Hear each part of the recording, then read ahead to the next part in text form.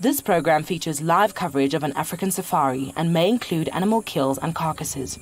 Viewer discretion is advised. A wonderful, warm winter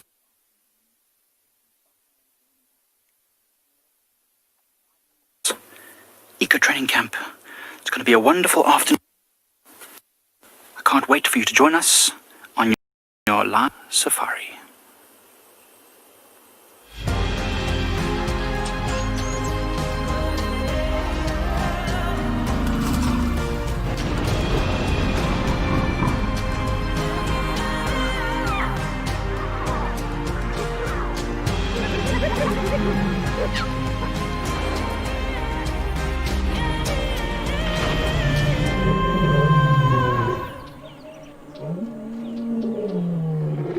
Dude, that's nicer. Oh, good afternoon, everyone, and welcome. BK and I are having quite the sighting here. I'm actually going to swing you around to the other side because it's even more exciting. But first, I'll introduce myself. My name is Lauren. I have BK on camera. And here we've got some koiki francolins walking incredibly slowly. I'm not sure why. We don't often see these francolins. Normally, we see the crested francolins. Look at them. It's a very, very lovely sighting to start today's sunset safari. Now, it's very hot here in Djuma, I must say, and I am thoroughly enjoying the temperatures, which is 29 degrees Celsius and 85 degrees Fahrenheit. Look. Now, when we show you francolins and you hear them, it's normally the crested, making quite a racket. But here, we have the koiki, just about to pass in front of our car. Now, I'm not sure if you've been told already, but please do talk to us. You must talk to us. Use that hashtag WildEarth on Twitter, and you can use @FC on the YouTube chat or on Twitch. I'm going to wait for them to pop out the other side. I don't know what they're doing.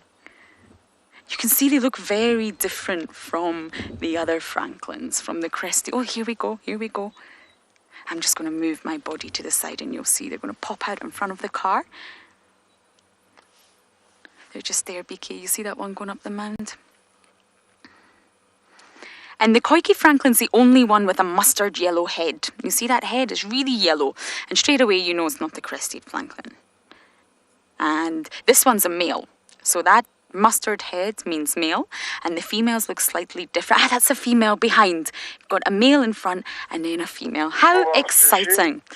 So I'm going to bumble to my usual spot, the hyena den, and let's hope the Djuma clan is present.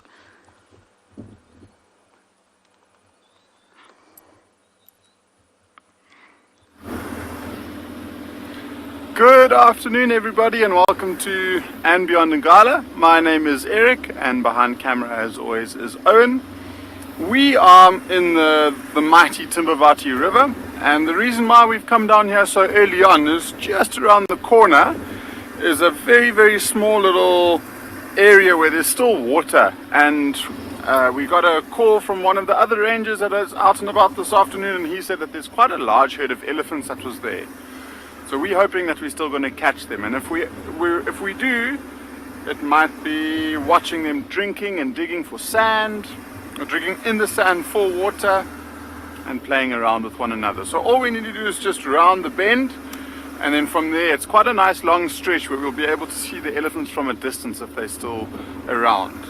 If they're not there, then we'll head up towards the largest waterhole in this area to see if maybe they've gone off for a nice afternoon swim. It's one of those days where it's a beautiful winter's day. It's about 30 degrees here at Ngala, which means that it's nice and hot. And if these elephants are wanting to cool off, that nice big waterhole is one of the best places to do so. So see here, this is what I'm talking about on the right hand side. All of these big depressions are the tracks of the elephants. And the really cool thing is if we look at the direction in which they're going. So you've got the big track here, and then it starts off quite round and it gets quite pointy in this direction. So this is probably that same herd of elephants walking from that side, crossing the riverbank, heading in that direction, straight towards a dried up pan. If there's no water in that pan, they might drop down into the river. So with that in mind, I think it's worth us driving nice and quickly there.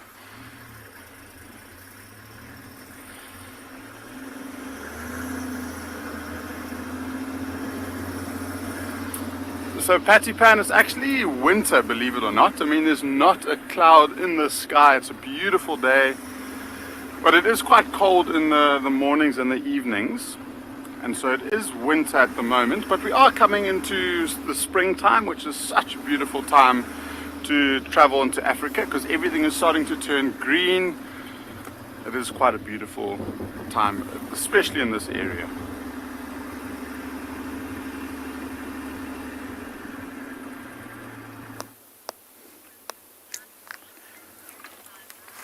It is a beautiful time, and we are a little bit north of where Eric is. Well, quite a long way north actually, about 250 to 300 kilometers. Probably, maybe even more, maybe 400 kilometers. My name is James Henry. Hello. I hope you're all very well on this Sunday afternoon. We have got the magnificent Theo. There he is on camera, and we're looking at some Nyalas. Lovely herd of Nyalas, my favourite antelope in this area. I think they are the most beautiful. And that is a Nyala ewe. And what's interesting is that the reason I paused there is that the males are known as bulls and the females are known as ewes. And that's unusual because normally it's bull and cow and ram and ewe. But because Nyala are the point at which the change occurs, size-wise, the females are less than 100 kilograms, and so they're known as ewes, and the males, or the bulls, are more than 100 kilograms, and so they are known as bulls. Make sense? Not really, it's just a quirk of English. There's absolutely no biological reason for it whatsoever. Gorgeous herd, and they're probably going to go off towards the water, I imagine, and have themselves a nice drink.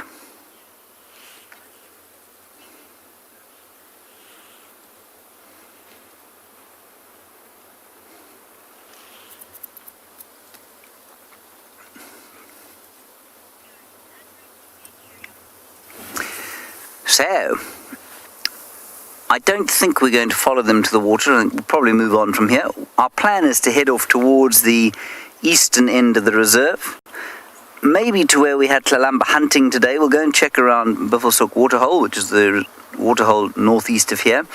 That cat moves a long way, and we had her far from where we found her this morning, and she just did a Tlalamba on us. She just disappeared. And she did it so fast that Aubrey and I both thought maybe this cat is a little bit skittish, because I didn't actually have a good enough view to be able to identify her. I did guess that it was her, so I'm going to give myself that much credit. Anyway, so that's our plan this afternoon. It's probably around 25 degrees Celsius or so. There's still a strong wind blowing, and there's a big fire raging in the southern parts of the Manyaleti, and so I think we're probably going to be in for a very pleasant sunset, because the sky is going to be full of cloud on the western horizon.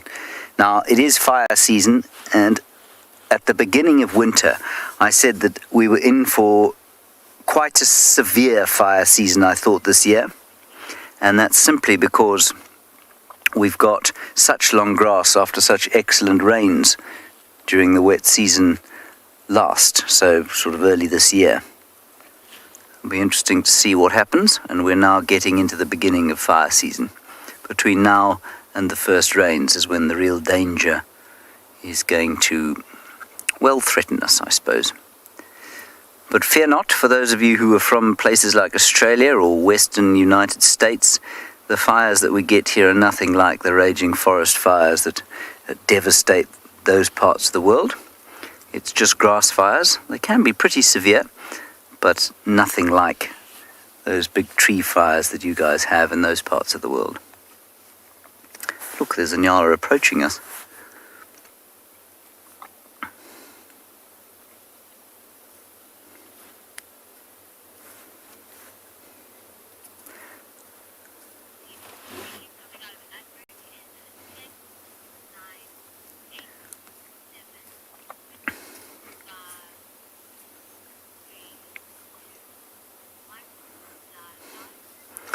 So our Nyalas are not, in fact, heading off to the water. They seem to be very contentedly just standing in the shade, perhaps waiting for things to cool down, nibbling on the odd leaf. And here's one that is very curious about what on earth we want.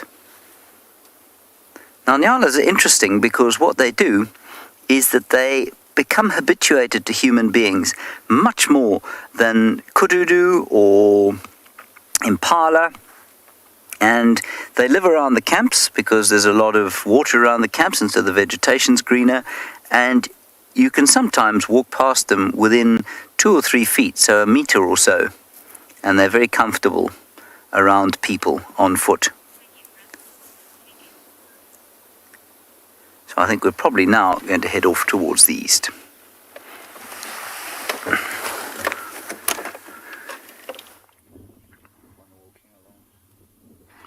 We haven't got to the elephants yet, and the reason why we've stopped is these animals in picture can be as entertaining as the elephants. So we've got a really nice big troop of baboons, and it seems like we found a couple of the youngsters that are putting on a show for us.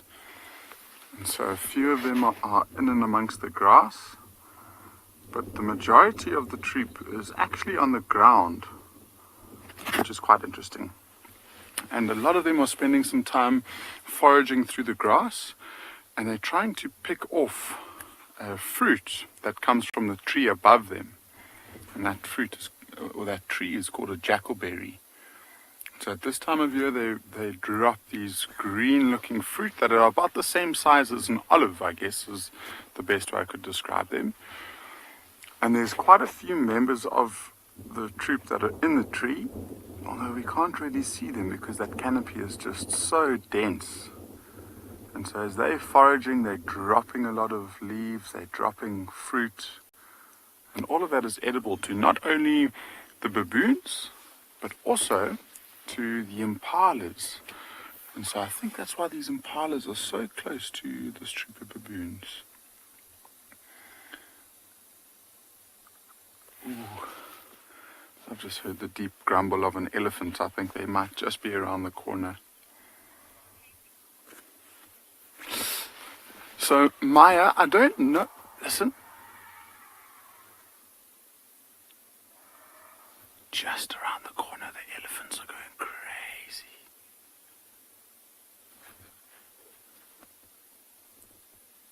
So there was lots of trumpeting and chasing something around. We're going to investigate what that was, but we'll watch these baboons for a little bit longer. And Maya, baboons, I don't think have a favorite fruit. At this time of year, though, in the winter time, these jackalberries are probably one of the only trees that reliably fruit. So at this time of year, these baboons will eat a lot of these jackalberries. But when it comes our rainy season and springtime, a lot of different fruit will come. So we've got marula fruits, which are very popular amongst baboons. We've got kai apples, red ivories, brown ivories. There's lots and lots of different fruit out there. Or sour plums.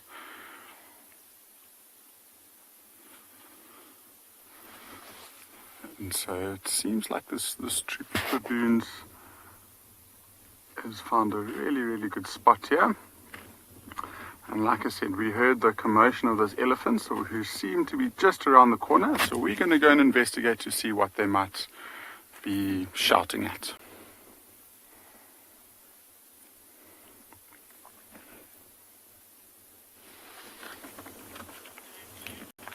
Well, we have still got these herd of buffalo, and they are slowly moving in the direction of Leopard Dam. So hopefully we'll catch them there a little bit later in the drive, going down to drink on this very, very hot winter's afternoon. It's a gorgeous winter's afternoon. It's not too windy. In fact, there's a nice cool breeze just keeping us alive. Basically, it's parched here. Very parched, and you can see the buffaloes look parched too, walking through this dry and dusty veldt. They were lying down on the top of this ridge with a nice breeze, and now moving down to the valley where undoubtedly there'll be less of a breeze, but generally more green vegetation and a little bit of water. See some of the young bulls looking back at us there with their big bosses. Hey, old chap. He's going to be a big fellow one day. See their dark coats and lots of oxpeckers in attendance, just flitting around from buffalo to buffalo. You can see there must be a lot of flies around them because their tails are swishing constantly. Buffaloes are actually one of my favorite of the big five. They're so underrated, you know, everyone always just thinks they're so dopey or whatever. But I just think they're incredible. Tough animals, really tough. Especially these old bulls. The herd's so protective of each other, often chasing off larger predators when in danger, which is something unusual. Most antelope and most herbivores don't really protect each other. They'll generally look after themselves. If they sense attack, they'll run and escape. There they go, disappearing into the veldt. Quiet for such a large herd. There must be about 40 animals in that herd, I think. And so, yeah, it's very quiet considering how many massive animals, you know, those big buffalo bulls, you know, weighing hundreds of kilograms, over 1,000 pounds. You can see they just disappear down that hillside there. Wind is still blowing gently here at Pride Lands. It's actually a nice afternoon. I don't even know if I managed to introduce myself in the last segment, but yeah, had some issues. Hi, I'm Mike. Behind the camera we've got Gert, and you are here at Pride Lands Conservancy, and I'm sure you can hear the wind in my mic. It's a little bit gusty. It's nice and hot as well. You can see us sitting out in the sun here. So, what we're going to try and do in a moment is follow these buffaloes onto a different road and see just where they head. We know there was a whole pride of lions, about 6 lions this morning, not close to these buffaloes, but you never know, with the wind blowing towards them, they might just come and try them a bit later.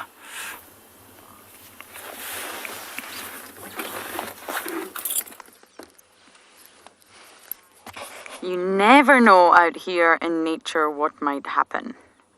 Now, we've come across 3. Is there 3 there, BK? Yes, 3 giraffes. Browsing all in one tree here. So this is not a journey, this is a tower of giraffes because they're not moving. And not only are they tallest mammal out here, they're also the heaviest ruminant in the world. But I often wonder, how does a giraffe defy gravity? I mean, that's a substantial height. I'm only 5'2", so I don't really know much about height, but that's a very sort of tricky body shape. The brain's very high up from not only the heart, but the legs.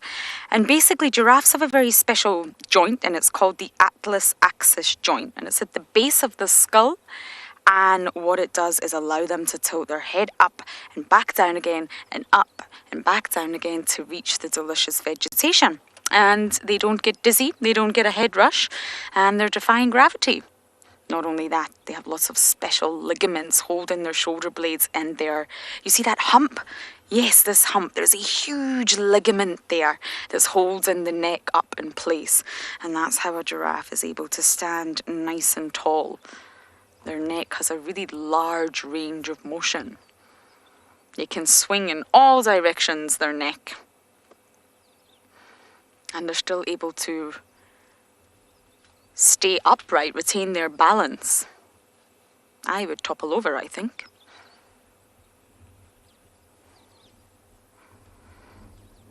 I still haven't found that injured giraffe yet, but I am looking out for him.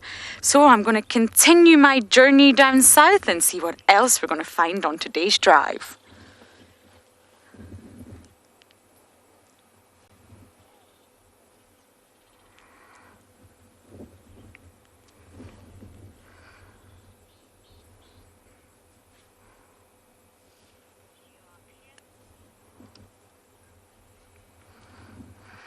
So when I was talking about that ligament, it's called the nuchal ligament. And what it does is basically, I'll just show you, it comes from the giraffe shoulder blades all across the back up the neck and down. That's how large this ligament is, and this pure muscle is holding the giraffe's neck up. But surely it's going to flop over. So what happens is there's another equally large muscle that holds up the chest. So on either side of the giraffe's neck, it's completely built in with muscle, and that's what helps keep the giraffe upright. Yes, we can see you.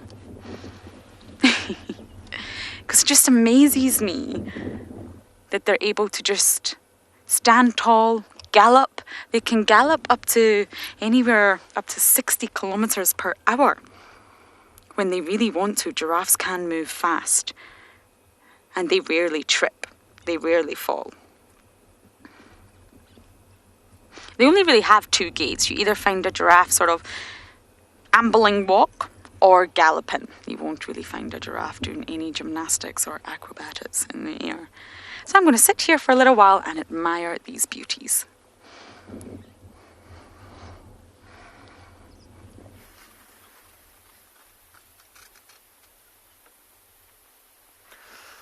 Welcome to a very hot and warm Phinda Private Game Reserve. I'm Djuma, and behind the camera we've got Craig.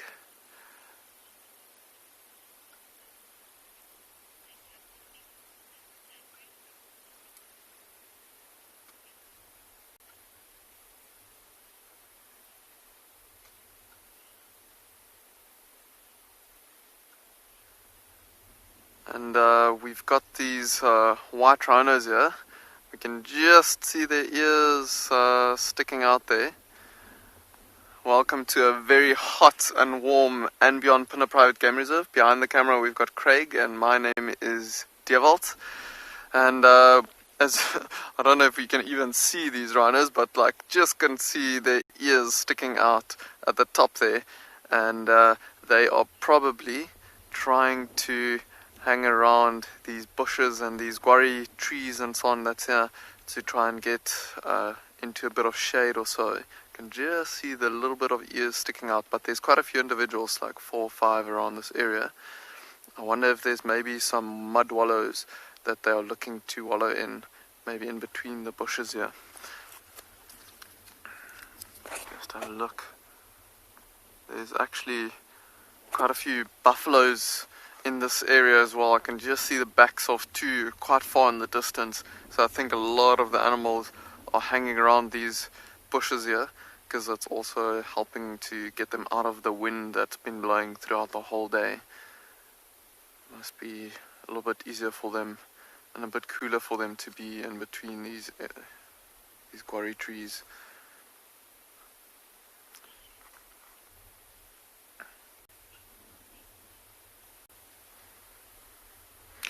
Mulmul, you are asking at what age a baby rhino will leave its mother. It's about 1.5 to 2 years old or so, closer, and then it'll probably still hang around mom but not be too reliant on her, and then try and find different individuals that's about the same age, quite often of the same sex, but sometimes it's males and females that mix, and they'll form little groups together. And so you could say about 2 to 3 years old, around there, and then the female will probably look to mate again and find another mate and go into estrus. You can just see the ears sticking out, and that even tells us that these are some white rhinos. Just by looking at those ears and them being quite pointy, shows us that it's white rhinos and not black. The black rhinos will have a nice rounded ear, almost like Mickey Mouse ears. But for now, I think Craig and I are going to keep on going and see if we can track down some cheetah this afternoon.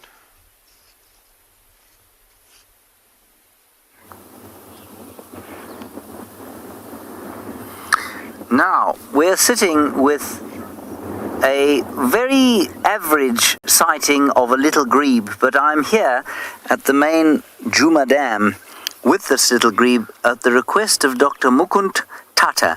I have no doubt I have totally butchered the pronunciation of your name, and I'm sorry about that. But you very kindly got hold of me and said, please, would I go and have a look and see what's going on with the grebes here. this is the only grebe left in this dam, and it's a juvenile, so it could have been the one that survived to our little family of grebes that we watched hatching out of 2 eggs. Became, well, it was 3 eggs actually. One of the eggs never hatched, 2 of them did. Then one of the babies seemed to get lost along the way, and the other, I suspect, is this one, but the parents are not here anymore either.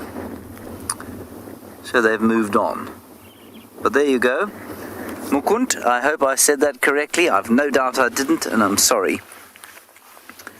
And our grebe is hunting for interesting things to eat as the wind blows in from the northeast.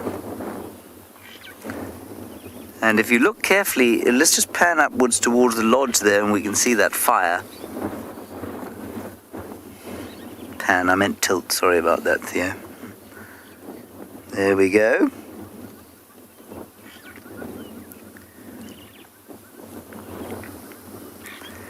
So nothing to, it looks pretty intimidating, but it's not about to threaten us.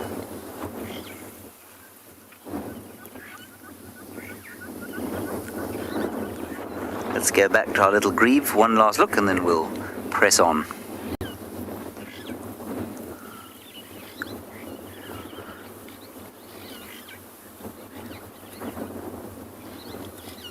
I think that's a log.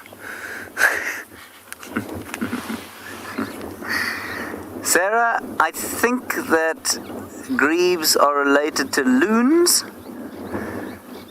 They're not closely related to ducks. But I think that they are in the same family as the loons. I will check that out. We don't get loons in this part of the world. Let me just quickly check for you.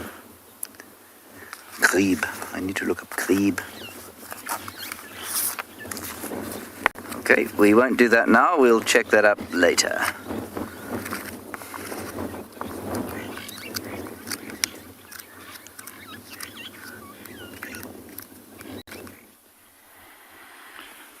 Again, we haven't had to move too far, and we found these elephants.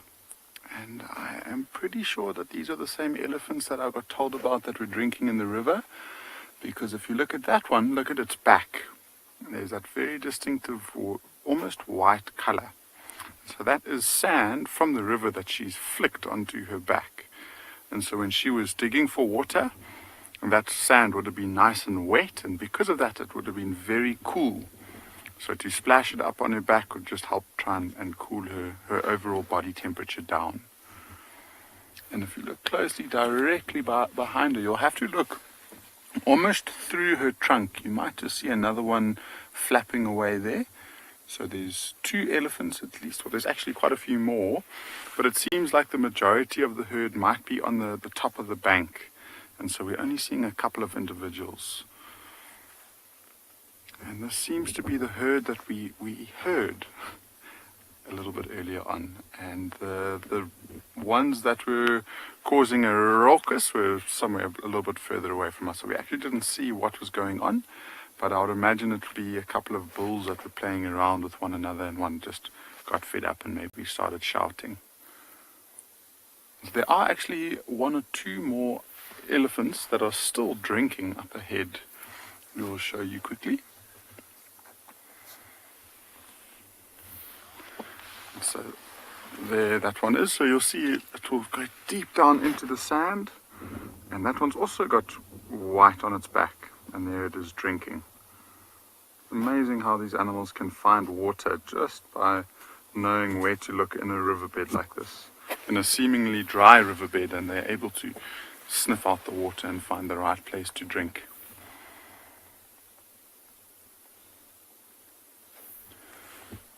There's a little bird fluttering around there too that looks like a lilac-breasted roller. And so we might go and have a quick look to see if we can see them drinking.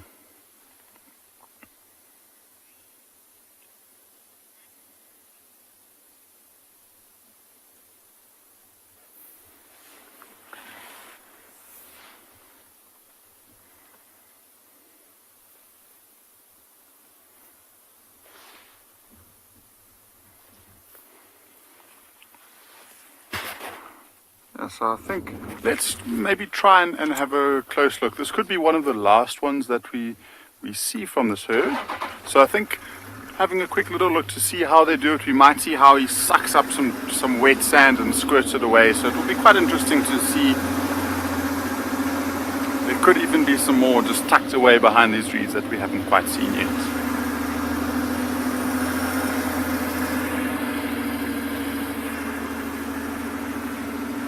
It is only just the one by the looks of it. So this could be a young bull who got pushed away from the nice big water holes a little bit earlier on. And so now he's trying to quench his thirst.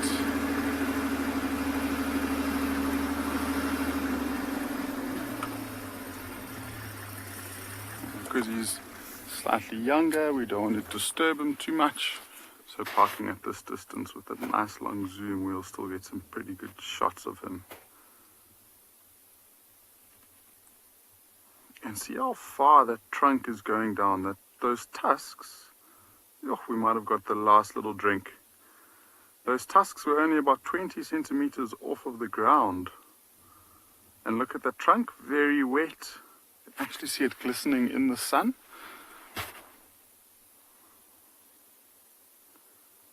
And he's just testing the wind. He doesn't look too nervous that he's by himself.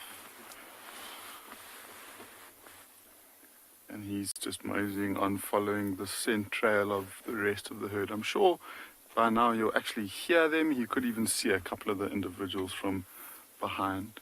But look how tall these reeds are. I mean, it makes a juvenile elephant like that pretty much disappear.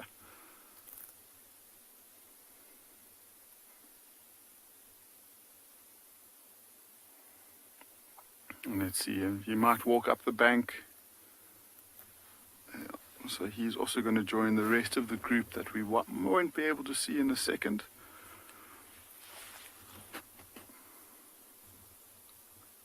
But just taking it nice and easy for the afternoon. And if you also look very closely now, just behind his ear, there's a couple of splotches and some wet sand.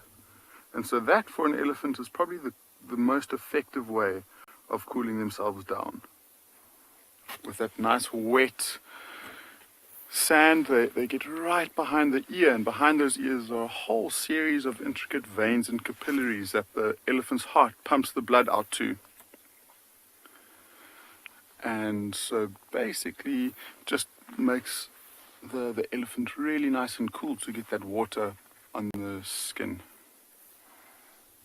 And all of a sudden it's gone.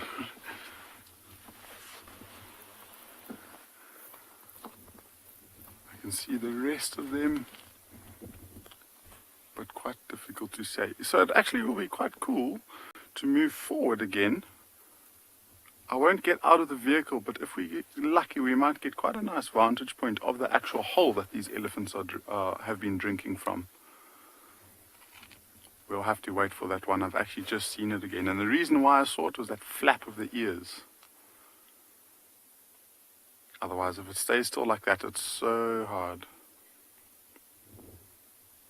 I'm just going to keep quiet for a little second as we come out of an ad break. So just enjoy this elephant.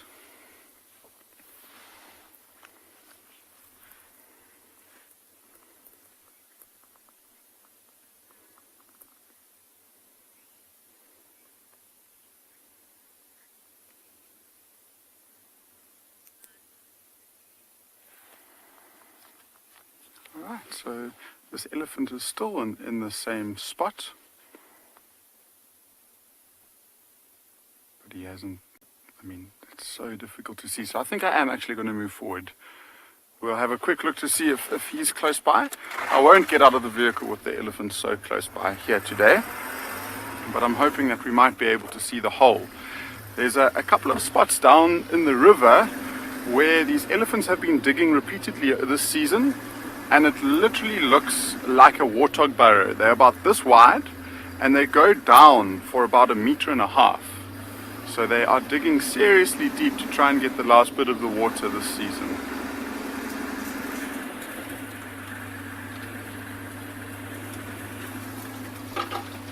Let's see. there are actually, so I'll quickly show you one or two little holes before we continue on with the afternoon.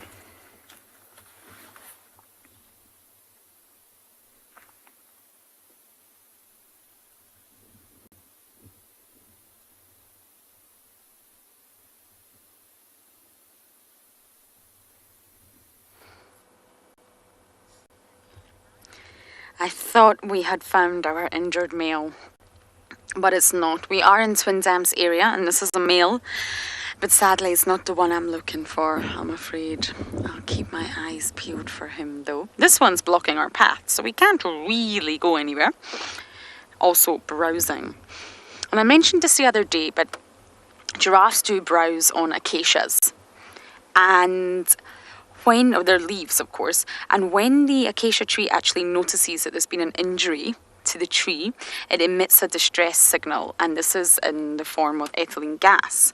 Now what's fascinating about giraffes is that they are aware of this. They know that when they eat the acacias, there will be a signal released. They can probably smell the gas and understand that it's some sort of distress signal. And giraffes have evolved with acacias. And that's why they purposely always choose to browse into the wind. It's amazing when you watch them, so that this ethylene gas, which is a warning gas, doesn't actually reach the trees ahead of them that they plan to go. Isn't that fascinating? So if there's no wind, you'll normally find a giraffe will walk about 100 yards to the next tree. And this is further than the gas itself can travel. So they know that they're avoiding it. They don't want to go to the trees that have been pre-warned, if you like. So it's almost as if the giraffe can understand the signals between the trees, because once that tree gets a distress signal, most likely it'll start pumping tannins into the leaves, which is very unpalatable for the giraffe, and it can build up and cause a herbivore to be extremely ill. This happens in kudus. But because of the size of a giraffe, I'm not entirely sure what effect it would have on them. But a giraffe is very aware, and looking at trying to be camouflaged behind this tree. I think it thinks we can't see it. But we can.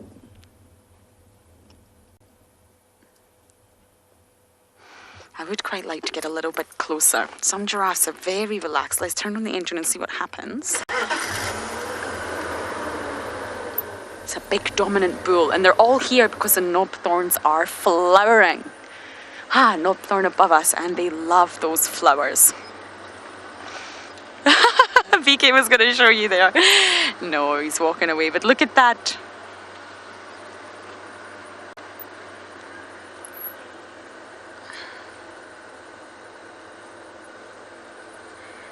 Enlightened. Oh, I'm sorry, boy. You don't need to worry.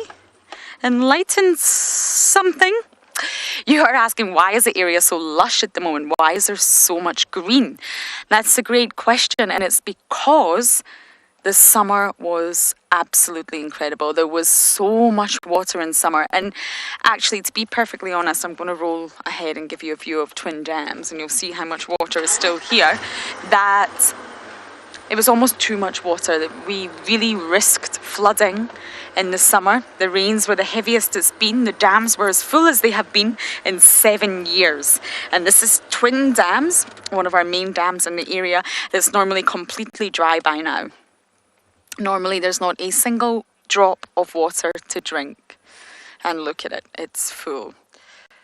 So I'm going to get round our male giraffe and keep heading south.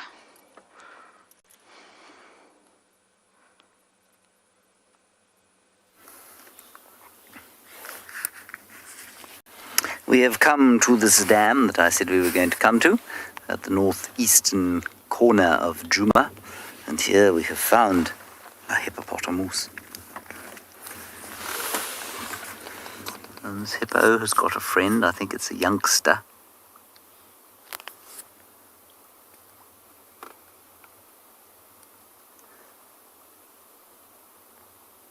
It looks very drowsy indeed. Sleepy hippo. I am scanning the shoreline to see if anything else interesting is here, such as a leopard perhaps, or a pack of wild dogs, a pride of hitherto untracked lions. Maybe a lizard of some description, crocodile, snail, terrapin. There are 2 other hippos there.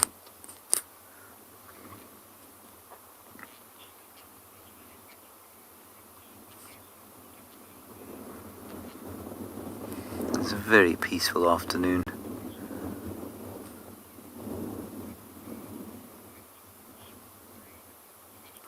It's funny, I think those grebes, because there was a family here as well, I think those grebes become nomadic once they've finished their breeding.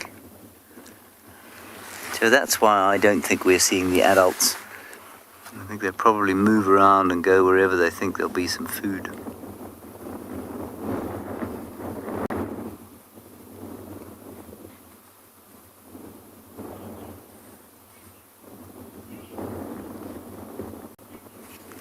Andrew, hippos don't get sunburned, strictly speaking, no.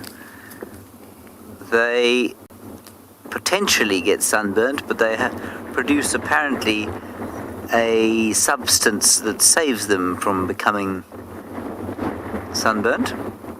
A pink, smelly substance that they exude that's supposed to protect them from sunburn. I imagine those pink bits behind the ears and that sort of thing probably would get sunburnt if they exposed them for too long to the sun. And of course, as we know from our own experience swimming, or a lot of us do, the water's not really much protection from the sun. You can get sunburned in the water, certainly if you're close to the surface.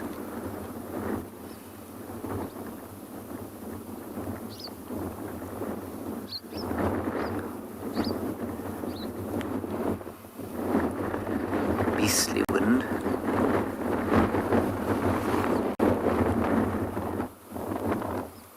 Not so much for me because it's quite warm, but I imagine it's making a nasty noise in the microphone.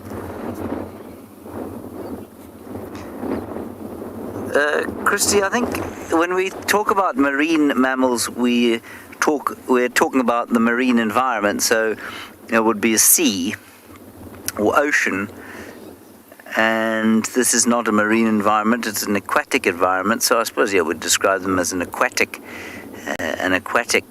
mammal. Yeah, but they're not very closely related to cetaceans or marine mammals. Most marine mammals belong to that group.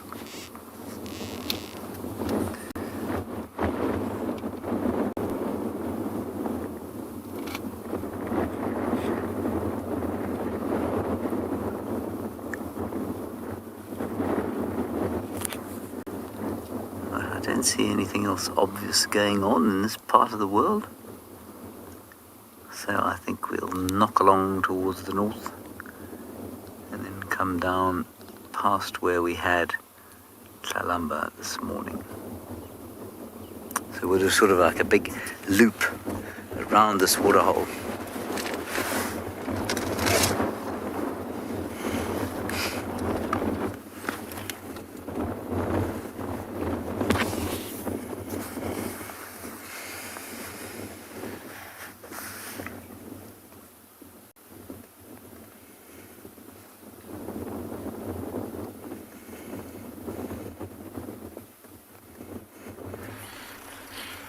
So we left those elephants and we are now in one of the smaller little tributaries of the Tswalu River. So we're still driving in the riverbed. And the reason being is that we are looking for a female leopard who the trackers were trying to track this morning. And they think that the tracks were very fresh, they just couldn't find her. So we're just going to do a quick little loop around this area before we continue on. It's a nice area to be in if you're a leopard because there's lots and lots of shade. The wind is funneling down this drainage line, so on a hot day like today, if she's not up in the trees trying to catch a cool breeze, lying down on the sand would be a really good option for her. So that's why we're driving here. It's one of those animals, I'm sure you're all aware how it is one of the most difficult little ones to see. I think it's never mind. Sorry, it's a log. Just one of those things that when you start looking for an animal, you just start to see it all over the place. Any rock, any branch, any stump all starts to look like the leopard.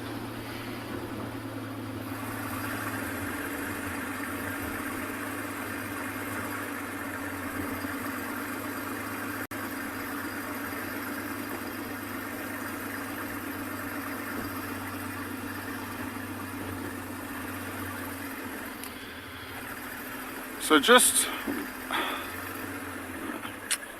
I wanted to show you what, oh, here we go. Here's a cool little thing.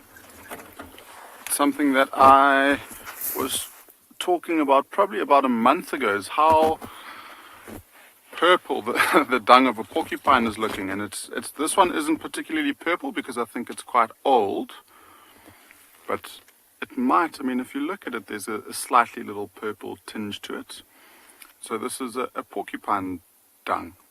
If I break it open, I see it's very, very fibrous. It almost looks like that's like cotton wool. Let's see what else we can find. There'll be things like little pieces of bark.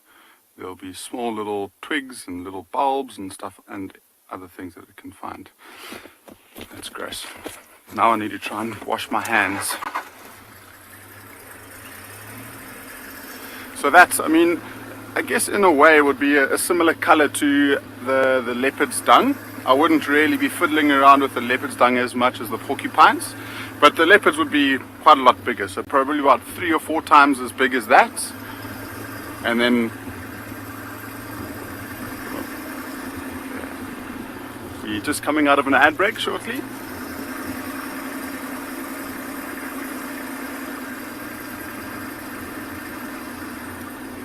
Alright.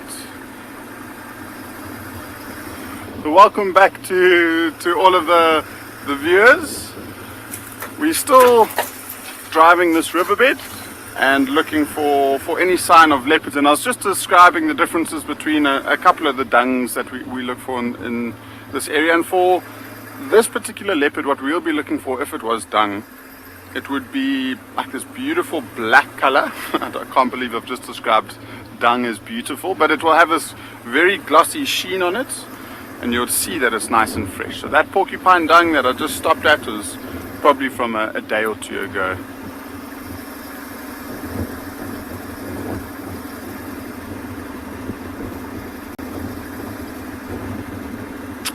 So Ian, not really. I mean, they don't usually use the tracks, although it is quite nice and compact, so sometimes they will. But you find that animals won't tend to walk along the river very often. They tend to cross it more. And I think it's just quite a lot harder to walk in the soft sand than it is to just cross it at a point. So this is quite a nice example here, where you've got a game trail that comes down, and this happens all the way along this river. So you'll see it almost like funnels into a section. Even though it is quite rocky, you can still see how the animals use one pathway. Sure. And I've just turned around, I've heard some rustling in the grass, and there's a kudu behind us.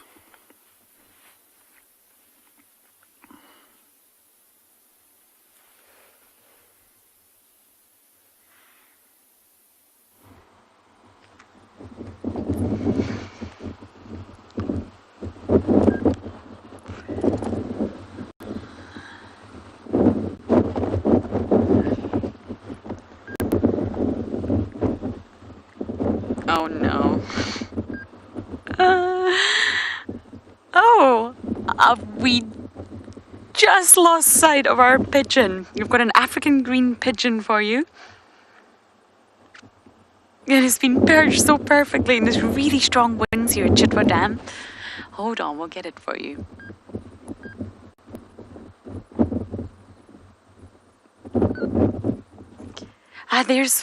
Well done, PK, there you go.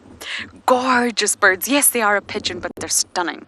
And they're diet is almost entirely fruit, especially figs. They love figs. They love the jackal-berries. And sometimes they may take seeds, but really their diet is predominantly fruit. Such lovely birds with that gorgeous green colour, hence the name African green pigeon. It's definitely a better choice than the brown-headed parrot. I approve this name.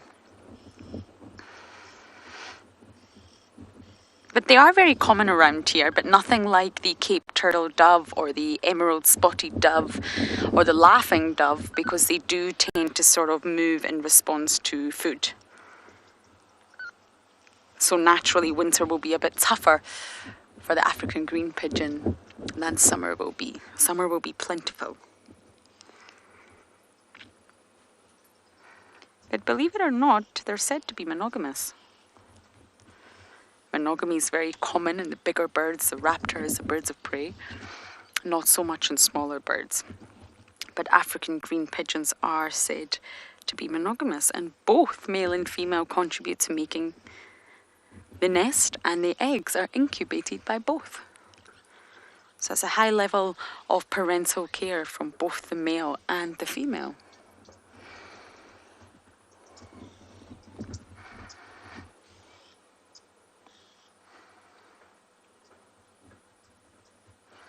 It wasn't so long ago that BK and I saw the fish eagle swoop down and kill one of the African green pigeons. So by staying in the tree, among the branches, among the leaves, it's also a safety net from bigger birds of prey that will of course swoop down and hunt them.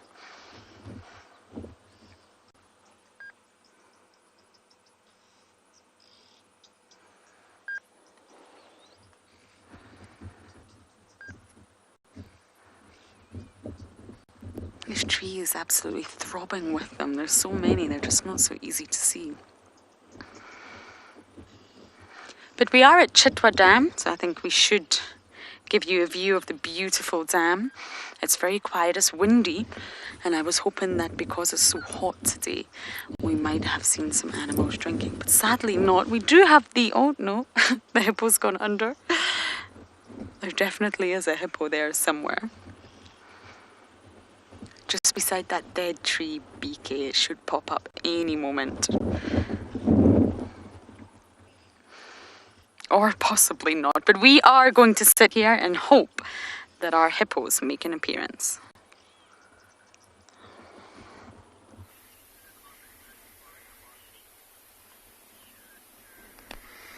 So we've got an update, and we came across these two white rhinos, and they were actually lying flat on the ground when we arrived, and just the sound of our vehicle made them just stand up for a moment.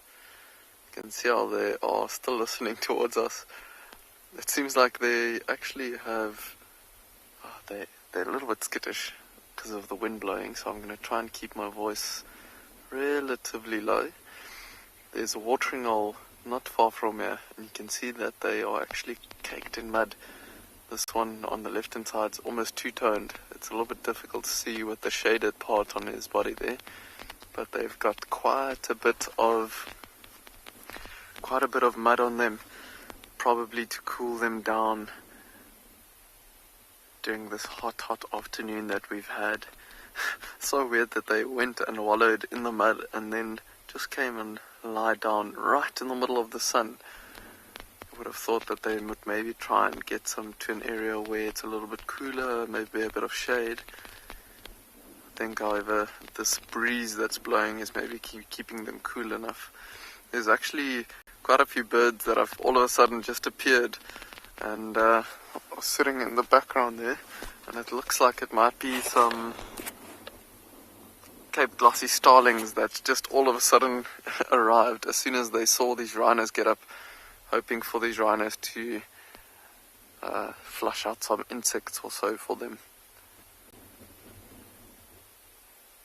It looks like it might actually be two young bulls just by looking quickly.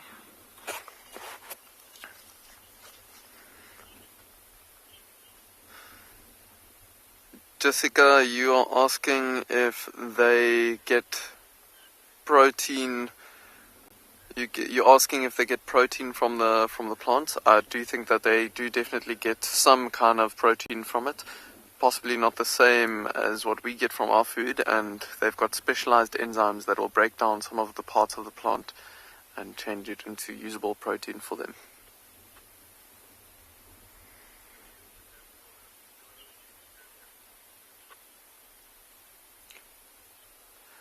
So these two are now actually settling down a little bit. You can actually see that seems like they are putting their heads almost on the ground and just resting, still listening to us.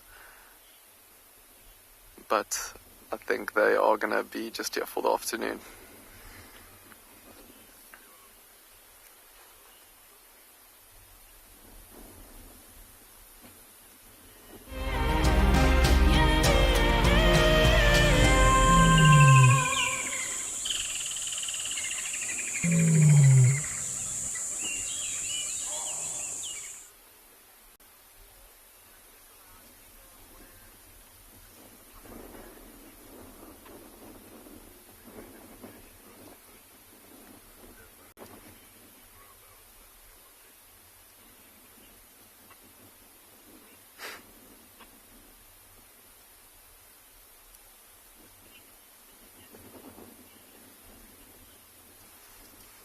Cool.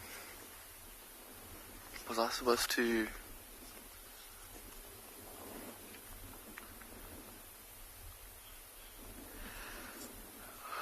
So we've just found these two white rhinos here, and one actually, we were sitting here for quite a while and we were waiting for them to settle down, and the one has actually gone and lied down completely, and you can see the one on the left hand side is also starting to lie down now. Welcome to andBeyond Phinda. Behind the camera we've got Craig and I'm Djuma, and we are actually looking for some cheetah this afternoon, so these rhinos are a pleasant surprise. Just as we get back onto them now, it seems like one of them has just gone and lied down again. And it seems like these are two youngish bulls, not dominant bulls, just by looking at the size of them. Although the one is a little bit bigger, and that's probably why they are hanging around together. They are enjoying this afternoon sun, which is pretty weird, because it is very, very hot here today. See, there's always one ear listening to us. Seems like the one on the left hand side is a little bit more wary of our voices, as he keeps on turning both his ears towards us. But both of them are settling down. I think it was such a windy day, it must have been quite stressful for them, with all the wind taking away from their senses, and now they actually have a bit of time to settle down while it's nice and hot.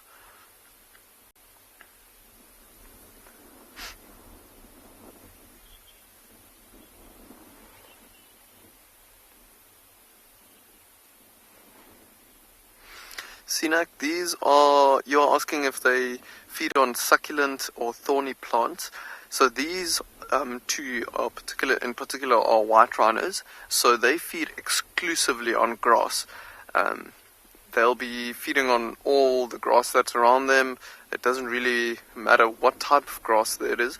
The ones that will be feeding on twigs and branches and leaves and so on, those are black rhinos, and they'll be feeding on anything like that.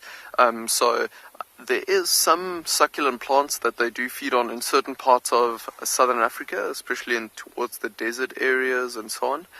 But black rhinos, actually they feed on a variety of vegetation, especially the thorny trees in this area as well. And they have very specialized lips to be able to grab those branches and pull it into their mouths, while these white rhinos that we are looking at now, their mouths are completely flat, so purely for feeding on grass and trying to grab the grass with those lips. Seems like these two have been feeding the whole morning, and now they've got a afternoon siesta going on.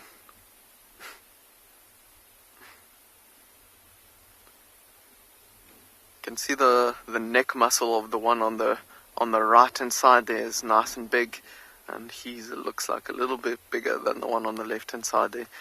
But I think for now we are gonna try and keep on going, see if we can look for some other animals and leave these rhinos to sleep.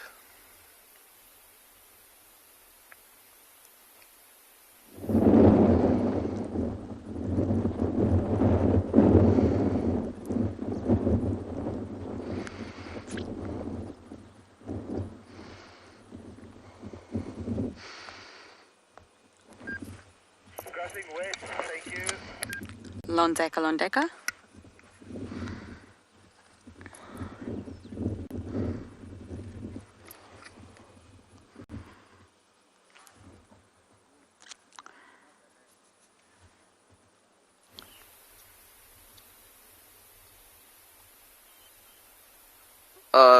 Sorry about that. We are gonna be sticking around with these rhinos for now while we have you. We'll keep on going a little bit later on, and they are exactly the same spot where they were earlier, and you can see they've got quite a bit of mud on them. We actually went to the watering hole just around the corner a bit earlier to check if there was some other rhinos that have wallowed in the area, but we didn't see any. I wonder if these two are maybe lying down and waiting for this breeze to maybe stop or so, and then they'll maybe start feeding a little bit later on when it's a bit cooler. I wonder if that mud is keeping them nice and cool with this wind that's blowing at the moment. You can see their ears are constantly turning around, so while the one ear listens in that direction, the other one listens towards us.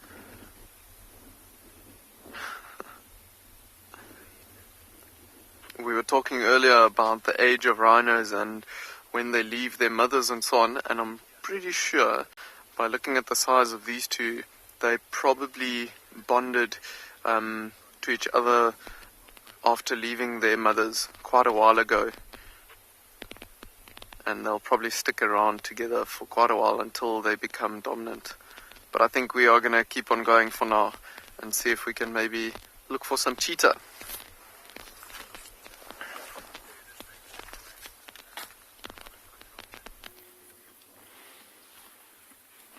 We've got this beautiful scene of not only one giraffe drinking, but there's 3 others that are coming to drink next to it. So there are the other 3 you might be able to see. That one on the right hand side was drinking when we got here, and it hasn't stopped. But it will be interesting, so watch the 3 on the left and look how long it will take them to drink. And see they're scanning around, they're checking to the left of us to see if there's any potential threats. They might turn to the right again. And so, being so tall, having the heads very low like that just makes them off balance and makes them quite vulnerable, and as a result they're quite nervous when they're drinking, so they need to make sure that they're in the clear before they decide to drink.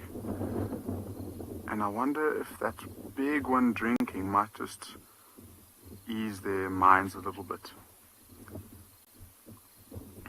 See, that one on the left, I don't actually think there's water there. So it might be picking up something like a bone. It could even be licking the dirt.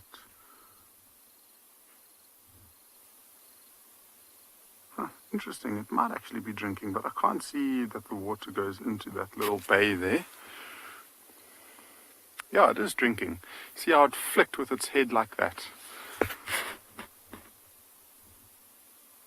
That's usually just to get the blood that's building up from the top of the heads, get it to rush right back down their neck so they don't feel slightly more comfortable. That big male on the right is spending lots of time drinking. This is about his 4th or 5th drink that he's had.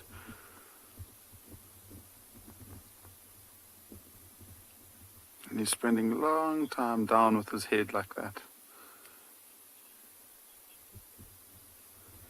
Verma, I don't think so. I mean, I don't think they get pain in the necks.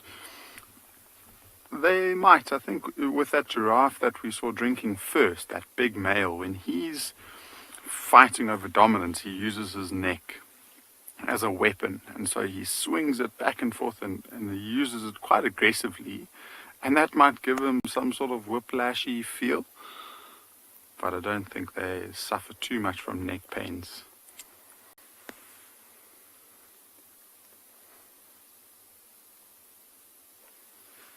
And so only one of the three that have arrived has been brave enough to drink. The other two are still mustering up the courage. And just look from here, the size difference now that they're all standing up. The one on the right hand side being the big male. In his prime, you can't get bigger than that for a giraffe. And he practically dwarfs the females on the left. Now they're going to be drinking together. You see, a bit uneasy. So let's see, you get two different techniques. You get ones that stretch their legs as wide as they possibly can, and then that male was actually bending his legs, more like a push-up in a way.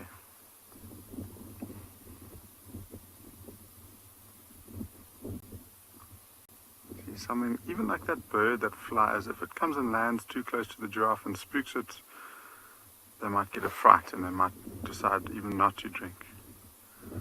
See, that one in the middle of the three is also, yeah, it must be drinking. Ooh, that one on the right got a fright. I think that might have even been on Oxpecker landing.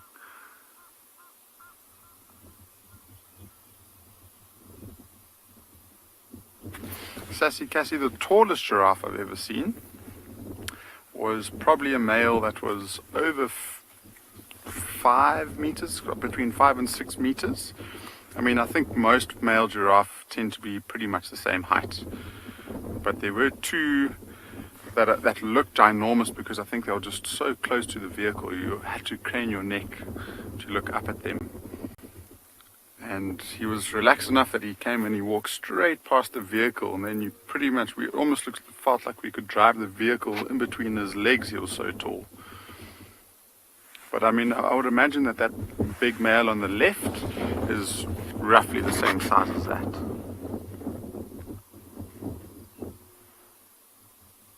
So there must be a little bit of water there, because that one that got spooked decided to go to that smaller stream and drink closer to the other three. And now watch this male. He puts his head down and he's just testing the female. So he wants to know if any of them might be ready to mate.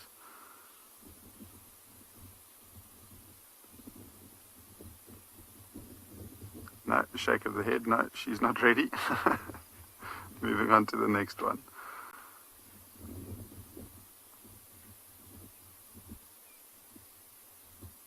He doesn't seem too interested in any of them. You'll often see the phlegm grimace when that happens. So he'll lift up his top lip, he'll take a big deep breath. See, these females have spent a fraction of the time around the water than the male did. And again, just such a beautiful size comparison. That male is huge. Sassy Cassie, this is the biggest giraffe I've ever seen, I think.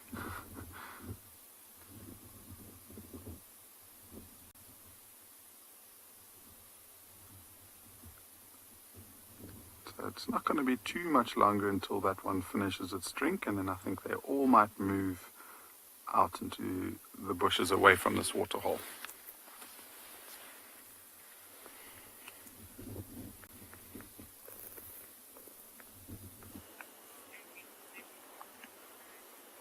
You are joining us at another waterhole where a young elephant bull has decided to dust bathe at the banks of this waterhole. This elephant bull you might recognize is the one with the back right leg that is very short. You can see that his leg actually hangs off the ground as he stands up straight. It's amazing, those images of the dust, the wind blowing it over his ears. That's awesome. So this young elephant bull, I think it was born like this. I think it was born with its leg short, or it happened when it was very young. And it seems to be dealing with it quite well. It's not suffering any ill effects from that short leg. It's growing into a fine young bull. In the company of Kumo and the rest of the elephant bulls. There's about 13 of them that hang out in one big group. It's good to see him also venturing out on his own once in a while, being a bit independent. There's not much that's going to faze him, even with the one short leg. I think this elephant bull doesn't have to worry about anything. It can take its time. No elephant, no lions or anything like that. No predators going to hurt it at that size. Gosh, this is really amazing. Just watch it as it takes the dust and throws it on its core. It's really nice. I'm not sure who asked the question. I'll get the name in a moment. But the question is, what does the dust help the skin? Does it make the skin less vulnerable to being sunburnt? And the answer is, probably yes, it does help a little bit against the sunburn. But I think it's mostly because the sand might be cool. That's sand that's in the shade there. And it helps to cool it off, and also maybe for rubbing against trees and bushes. It helps for exfoliating, getting rid of ticks and parasites and all those kind of things. So really, really useful. And there's the other elephant bull that was hanging out with him earlier in our camp, the feisty one. So these two are often together. And that other one on the left, there's a slightly smaller bull, I think, but a little bit more feisty. It's more inclined to shake its head at the vehicles as they drive past and all that kind of stuff. It's a young bull, showing off their strength and their size and trying to prove themselves worthy of, the mantle of the top elephant in this area. Of course, it'll take a long time before either of these two elephants become big enough to take on Isselweenie, the mighty Isselweenie, or Kumo, the other large elephant bull here, or Gap. There's another elephant bull called Gap, also with a collar. That's how I know its name. I say its name. It's a name given by the research teams.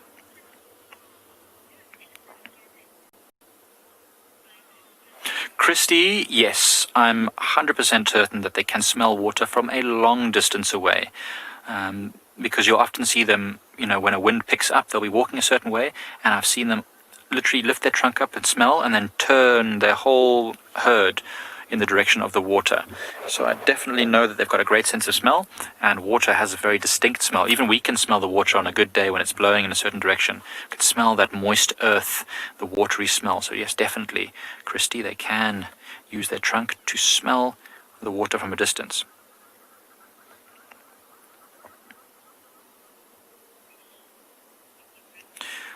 I love watching these elephant bulls at the waterhole, especially these two, because they spend so much time with us at the camp. I've become quite attached to them. Very glad to have them here.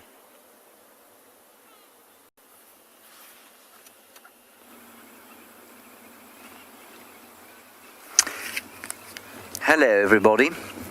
Here we have got a silhouette of some Bateleurs. I was going to do a quiz with you, but I think that you would have known almost immediately what they were, and they're silhouetted, of course, because of the fact that the light is behind them. And it's the same couple that we see relatively frequently. They just happen to be in a different part of their territory. This is where they hang around, in the southeast corner of Djuma. They don't hang about too much else unless they're flying. They don't hang about too much else. They don't hang about in too many other areas unless they happen to be flying. And these guys are just chilling on one of the trees in their territory. So they are pretty territorial. And they've got 2 or 3 nesting sites just a little bit off to the west and south of where we are now.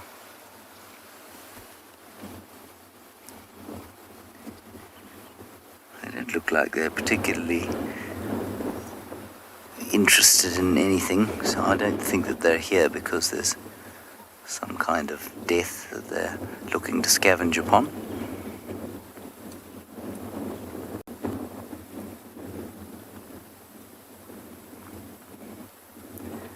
You can see the wind still very strong. It's probably actually picking up a bit.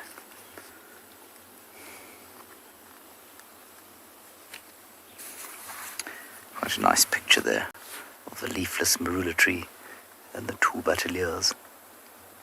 One of them flown off. When? I didn't even see it go.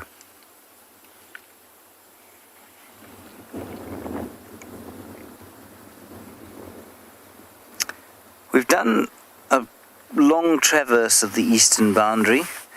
I see Lauren is just in front of us, obviously with the same idea. We'll probably fossick around here in the east for a little while longer, and then maybe go back towards the west. I would imagine that surely on a day like today, elephants must be coming down for a drink or a swim. So we'll keep going past the waterholes that we know of.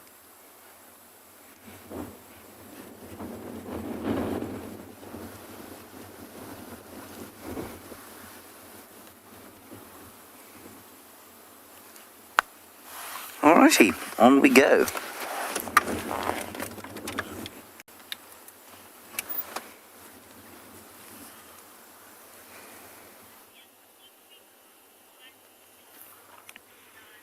Well, we don't have to go very far at all to find elephants because they're always here at our dam. So this elephant bull, name is Ivar. It's what we've sort of called him because his one leg just wobbles around like it's got no bones, like that Viking Ivar, the boneless. But look how he's walking. Oh, I thought he was going to go and mud wallow. Maybe he is going to mud wallow. There was a big muddy patch there. It's now sort of separated off from the rest of the waterhole. It's going to dry up in no time at all. And then they'll have to go deeper into the water, which isn't maybe necessarily very pleasant because of the cold temperatures of the wind. But anyway, we must do what we have to do, needs must. Look what he's doing, sniffing the ground. I wonder if there was another elephant there at some point, or some animal that urinated there, and this elephant is just smelling it. So much information is conveyed through the scent.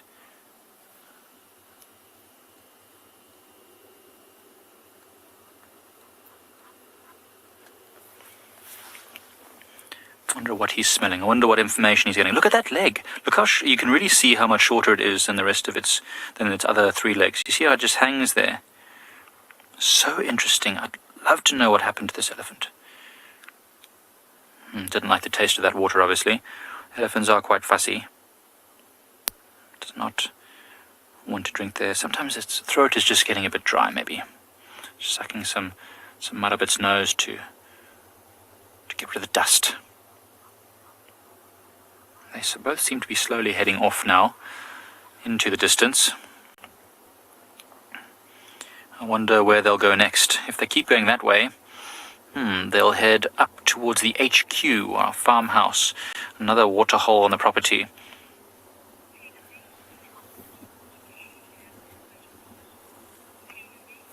Tailor-made. Is it possible for elephants to have too much water? You know, I don't think it is possible for an elephant to have too much water. I think they're quite intelligent animals. I don't think they would ever drink too much and then, make themselves sick. I mean, they could probably drink water that wasn't good for them if they were extremely thirsty, which might make them sick. But I don't think they would drink, if the water was fresh and okay to drink, I don't think they would drink so much to make themselves unwell. That would be quite unusual. Tailor-made, I don't think that they can drink too much water. I wonder, I've seen elephants often walking across rivers and underwater, and I'm sure the sometimes get water up their nose or they breathe it in a little bit and have to cough and splutter. That's obviously not great for them, but not too much water. It's interesting watching these two elephants walk off. I wonder if the elephant will wait and slow down for the limpy elephant. Will they, is there a camaraderie there? I always wonder what thought goes through their head. Because, they're so big and they can communicate over huge distances.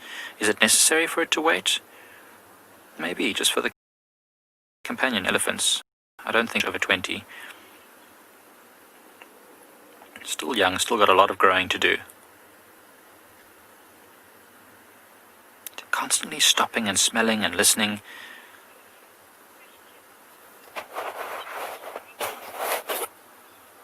Ronell, I am certain that short leg is definitely causing a whole lot of problems for that elephant. I'm sure that it's gotten used to it, but it's probably quite uncomfortable. It's probably not great for its joints. It's probably going to have major problems. I don't think this elephant will attain the great age and size of the very biggest elephants, just because eventually that hip is going to give out. There's no way. There's no way that it's not going to. There's a lot of pressure and force there. Remember, an elephant can weigh many tons, and those ball joints have got a layer of cartilage, which is very important, and often a little bit of a layer of fluid there, which helps the joints to move smoothly. And when that gets damaged, they just break down and wear down, and that's what causes arthritis and all sorts of things. So this elephant is almost certainly never going to reach the same size as others. It will probably not live as long as them, purely because of the pain of that hip. Might cause all sorts of secondary problems. It's a real shame, and obviously elephants are, so emotive and, so intelligent, but it's a natural thing that happens out here in the bush. Some animals are born in odd circumstances. They usually don't survive very long, but this one obviously has, if it was born with that, and we just have to let nature take its course for the most part. Try not to get involved as much as possible. Sometimes it's impossible. Sometimes we step in, but mostly let him live his life. You see, he's with other elephants, so he finds a way. Where there's a way.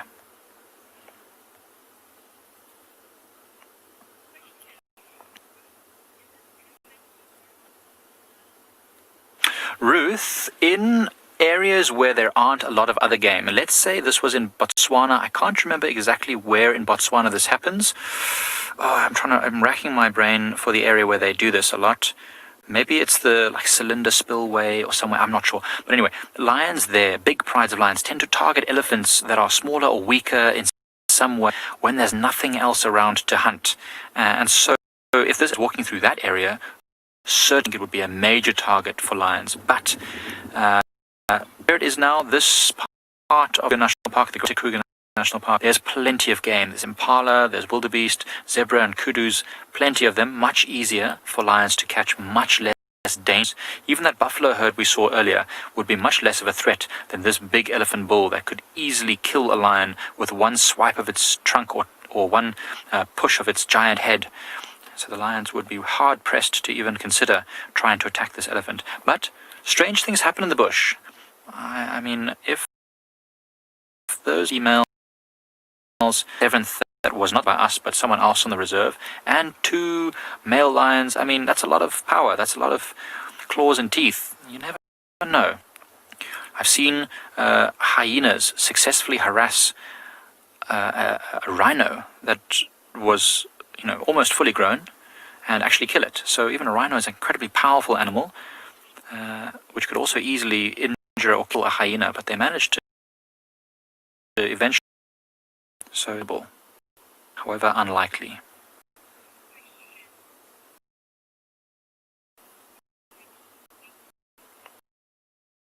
This the other day, and I definitely think it will, because I don't think so. An elephant, in order to mate, had to rise up onto its back leg, female, way he'll be able to reach.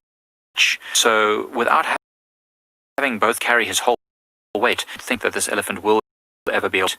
However, elephants mate in water. That will help weight. So maybe if he's clever enough to somehow insert the female in water, that's one way he could potentially mate. Remains to be seen. He's too young yet to be mating.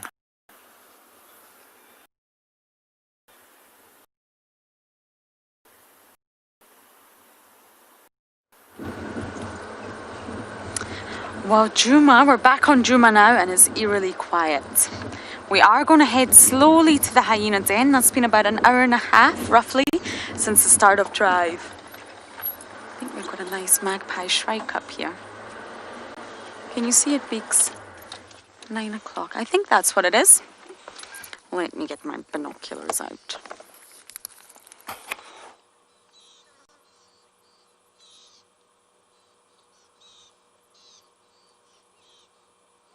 It looks initially drongo-ish, but that long tail is not the feature of a drongo. I wonder what we have here. BK will get us nice and close so we can see the detail. Oh, it is a magpie shrike. Look at the white. There we go. A gorgeous bird. Not quite the same as the European magpie, but still they're stunning. Named after that black and white coloration. And it's funny, you've all been learning about the elephant with the that was limping. And there's a really fascinating paper that was released not so long ago. And it was about why we have no animal species in the entire animal kingdom with 3 legs. Why don't we see animals with 3 legs? It possibly could benefit them. Imagine you had a bird that had a 3rd leg that it could just lean on when it's perched on the trees. Is that a slender mongoose or is it a dwarfie? Oh, it's a dwarfie. It's ran away. I almost got excited there. It's gone away, Beaks. So yes, it's a really, really interesting read. Why do we not find that? And the theory is forbidden phenotype, and what that means is an animal, or a plant actually, you could apply this to plants as well, although it's not really the same when you're talking about legs. It's a phenotype that does not and cannot exist. And there's lots of animals in the animal kingdom that actually use a tripod stance. Even if you think about meerkats, like the meerkats in Tswalu, they have an upright stance and they're actually resting and leaning on their tail. They're using their tail almost as if it's a 3rd leg. Even woodpeckers, with their retrices, their tail feathers, they use that to balance on when they're sort of hanging on a tree trunk in order to peck away at the wood. And a tripod stance, like the examples I've just mentioned, don't require any energy to be stable. I mean, a meerkat resting on its tail is not requiring any additional energy. And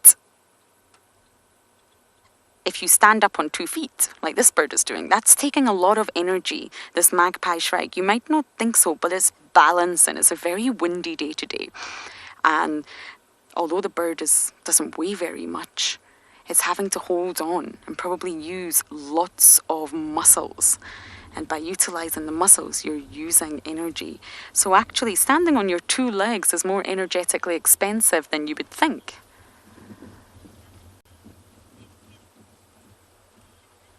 Sugar bits? I don't think so. I've never heard of strong winds damaging a bird's feather. The feathers, I went into great detail about them this morning. There's different types of feathers. You have insulation feathers, you have structural feathers, you have flight feathers, and they're attached to the body. And of course, when it's windy, a bird will know exactly how to adapt its flight corresponding to the wind. You've also got different modes of flight. You've got Bateleurs who, well, they fly very, very low, almost touching the ground. And then you have vultures who, oh, this is a drongo, fork-tailed drongo, one of my favourites. And then you have vultures that use a low energy type of flight by riding the thermals. So when it's a windy day, the actual species themselves will most likely adapt to the strong winds.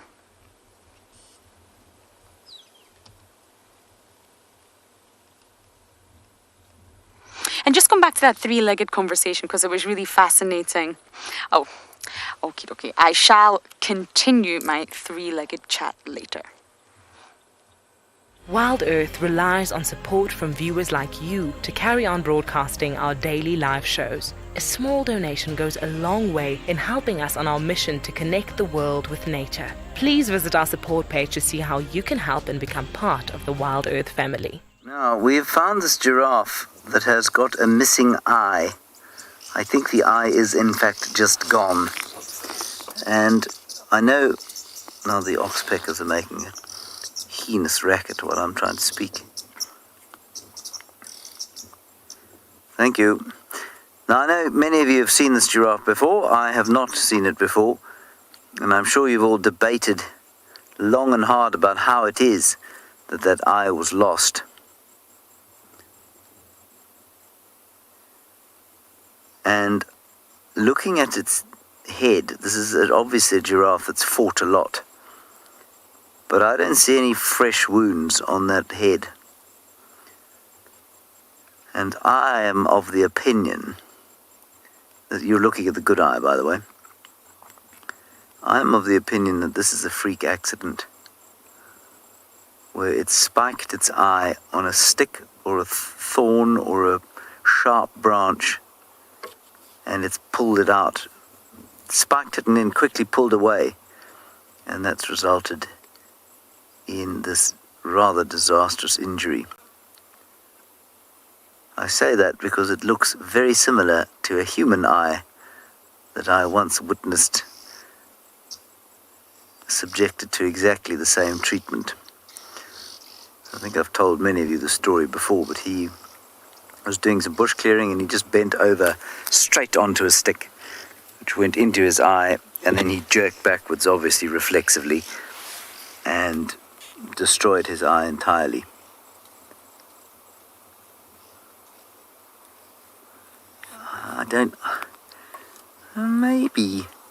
Maybe that was a fight.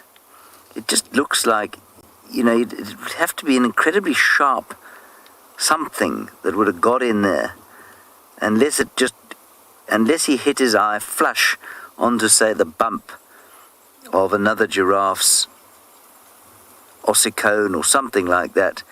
And if he'd hit it flush and hard enough, I guess it would have ruptured the eye. There's certainly enough swelling for that to be the case. But there's no broken skin around the eye, I don't think. I think it's all just from within the eye. Horrid, poor fellow. I'm sure he's in a lot of pain. But I also think he'll recover.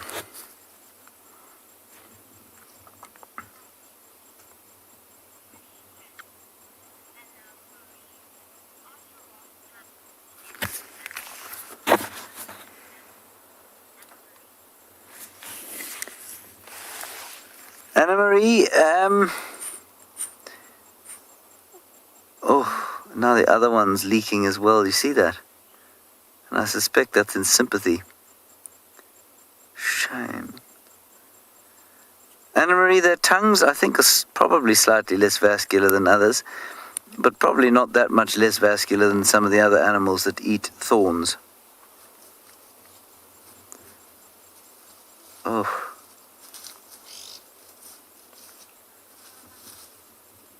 Now, there is a bit of a wound above the eye. No, you know what? I think the eye's still there.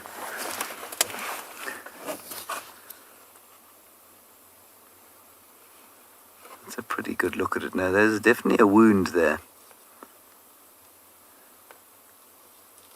That eye's swollen shut. Yep. There's still an eyelid.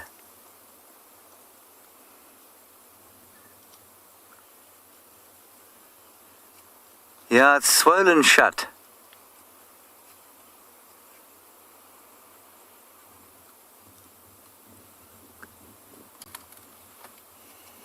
Gosh, shame. Now, many of you may be experiencing what's known as an isomorphic sensory motor response, which basically means some kind of sympathy, a physiological sympathy response. So you'll be looking at that, you'll see the eyes watering, and your own eyes will start to water a little bit. Your nose might even start to run slightly.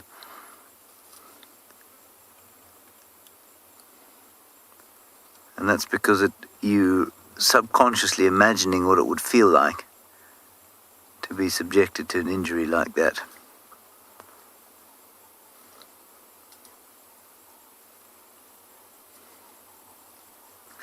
And he's quite a dark giraffe.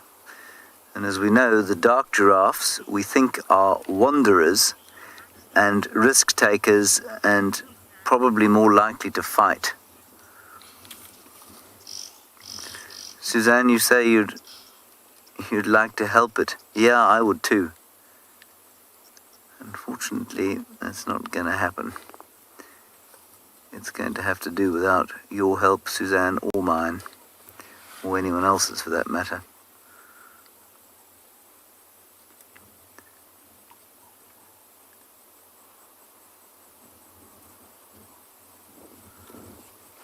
Be interesting to watch him over the next little while. Let's hope he hangs around.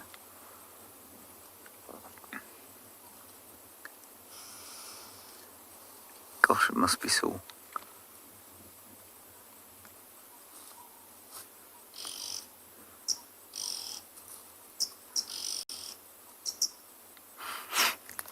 I'm definitely feeling that in my eyes now. Looking at that thing's eye makes my eye sore and makes my tear duct start to work.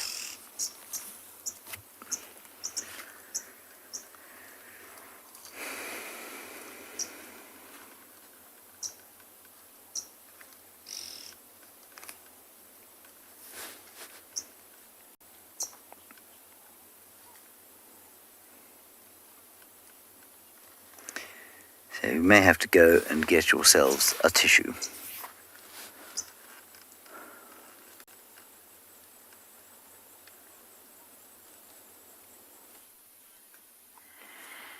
Oh, sounds like that giraffe has been in the wars. Our zebra that we have are very obliging this afternoon. And we've got two stallions who are right next to us, and they're just feeding and grazing in this beautiful shade for the afternoon. And the lighting is just so perfect. We're getting to see this one here on the left. And because he's been so close, we've been watching him quite carefully, and he's got a very interesting spot pattern, stripe pattern on the left, or on his rear. And if you look about halfway down his leg, you've got that distinctive shadow stripe. But there's one stripe that starts off as a shadow stripe, and then it just becomes thicker and thicker and darker, and it looks exactly like a normal stripe. Whereas usually there's just a very bold black stripe, and then a white stripe, and then a very, very thin shadow stripe that you can see. So I've never really seen that fade before. That is quite interesting.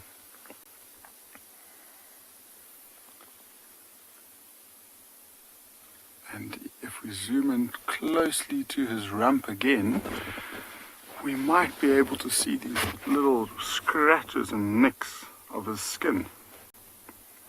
And that would mostly have been from another zebra when they fight against one another.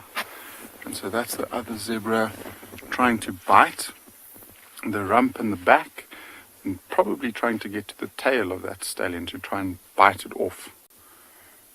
These stallions have got very specialized fighting teeth that they use specifically for fighting. Oh, he's coming out. Oh, that's beautiful.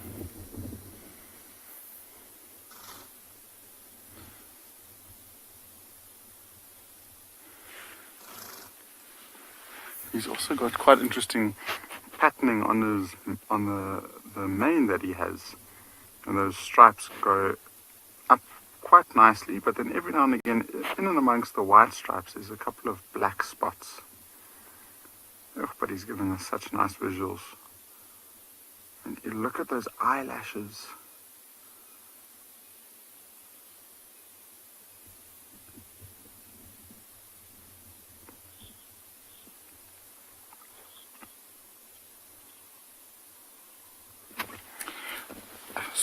So striped horse, that kick of theirs is incredibly powerful. And if you just look at the way that it's built, I mean, the stallion can weigh 250, 300 kilograms. And most of that weight is centered towards the back. And so they've got incredibly powerful hindquarters that they'll use. And I mean, they're quite capable of if it strikes a lion properly, they're quite capable of killing a lion in one kick. So, yeah, it's powerful. I mean, for a stallion, he'll use a combination of biting, like I mentioned, and the kicking to fight against another stallion. But when it comes to defense, he'll be trying to use those back legs to defend himself.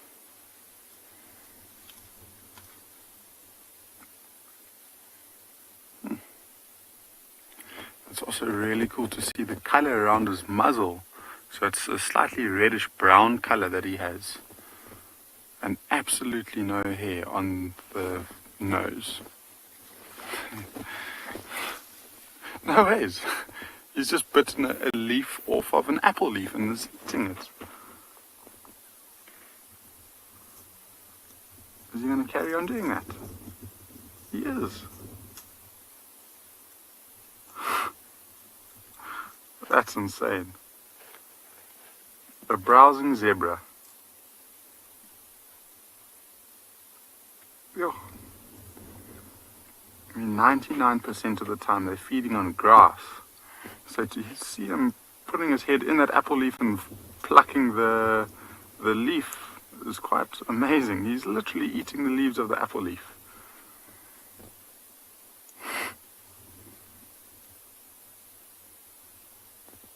Yo. I mean, there's even a couple of scars around his eye.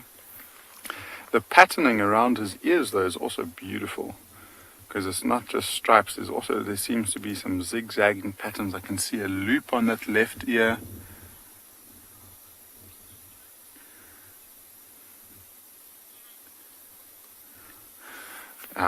Lemur, these stripes are very beautiful. I can see what you mean by them looking like they've been painted on. And it's amazing that every single zebra's got a unique, different stripe pattern. And I'd love to get a closer look at his mate, but I mean, this one stands out quite a lot because of those very broad, thick stripes.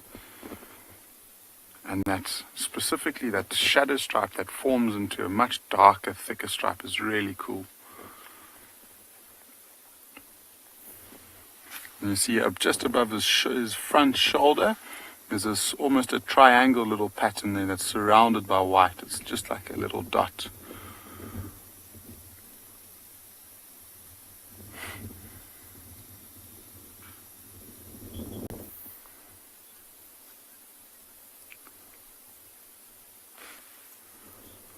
So Krishna, donkeys, horses, zebras, asses, they're all related. They're all in the same family and they all share the same genus. So they are very, very closely related, actually. I mean, within Africa, there's about 4 or 5 different species. In South Africa, we get 3 different species, I think, or 2 different species. And this zebra, not the giraffe, he's putting on such a beautiful show for us. I think Owen and I might watch him for a little bit longer, but we have heard that there are lions close by, so we'll eventually head in that direction.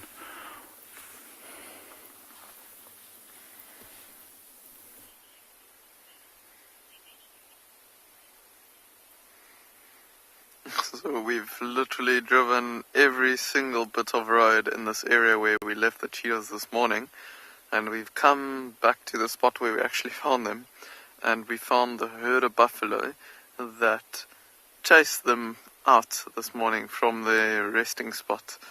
So they are slowly feeding towards the road that we are standing on, and we are hoping that they're going to cross right here in front of us, slowly but surely heading towards the thickets and the bushes to the left hand side that they are feeding towards. Probably for a spot to go and rest for the day. You can see there's some nice beautiful golden light on them at the moment. There's actually a few fork-tailed drongos. There's one coming in now and sitting in the trees close to them and hawking down and catching some of the insects that they are flushing as they are feeding through the grassland here. Such a quiet and peaceful scene. This herd of buffalo slowly moving through the grassland here. Funny enough, we actually ended off with the sun setting yesterday with the herd of buffalo as well, but in a different section of Phinda. Quite fitting that one have one again this afternoon. Looks like it's a way bigger herd than what we saw yesterday, with just a couple of individuals. And there's actually quite a few big bulls in this herd. And I'm hoping as they feed closer to the road, then we'll roll our vehicle a little bit forward and see if we can get nice and close to them. There's 1 or 2 that's actually walking there in the back that almost has no more hair on their backs there. See if we can get a view of them. it's probably quite difficult for Craig, I think, to like try and find them in between all of them. You can just see them right in the back there with very little hair on their backs, and that's from over the years going and rubbing against rubbing posts and scratching themselves and basically waxing the hair off of their bodies over and over till to the point where it doesn't even grow back anymore.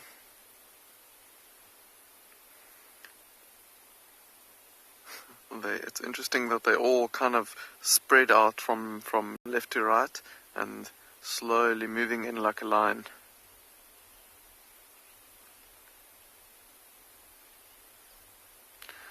Stipo, you're asking if buffaloes sleep during the day or the night.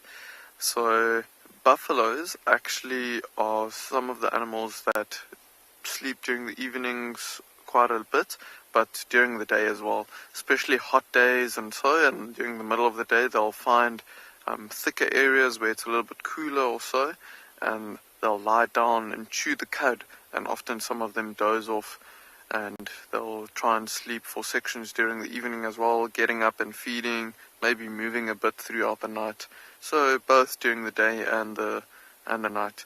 But during the day, it's usually when it's the hottest part of the day, they try and move around as little as possible and not exert too much energy. See, there's the two that's walking in the front there now, that's kind of leading the herd. One of those are two bulls. The bulls are kind of spread out around this herd on the edges, with all the females and the youngsters in the middle. To our right hand side, almost perpendicular with where we are now, there's actually a couple, looks like 3 or 4 bulls actually standing right in on our right hand side here, and then the rest of the herd spread out to the left hand side with a couple of bulls in the front,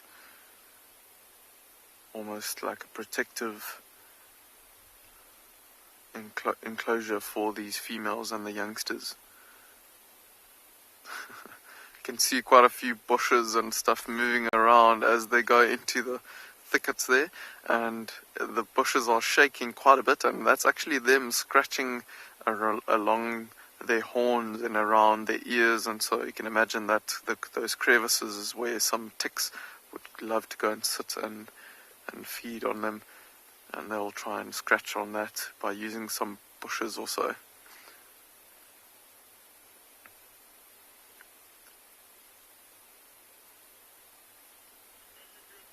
Now,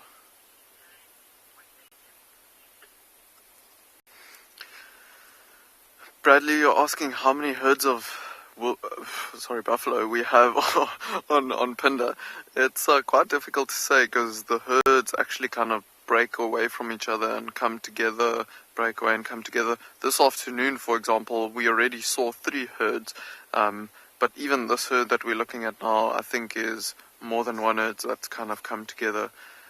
Just because the grazing on Phinda is fairly good all over the place, and we've got water scattered all over in this part of South Africa, so the buffalo don't really congregate in one big herd, but multiple that are spread out all over the place. But we probably have around about 400 or 500 buffalo in the area that we know of. Oh, there's one running there in the background with his tail up. Bit of excitement. They're probably getting chased by an older one or so. Especially around some nice juicy grassy patches, they might chase each other off, or even when they get close to each other's young.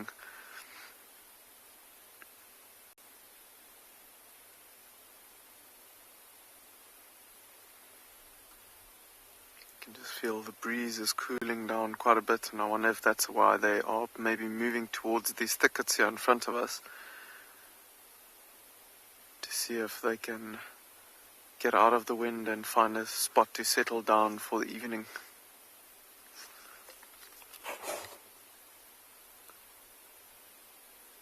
Quite a few big bulls with nice big sets of horns as well.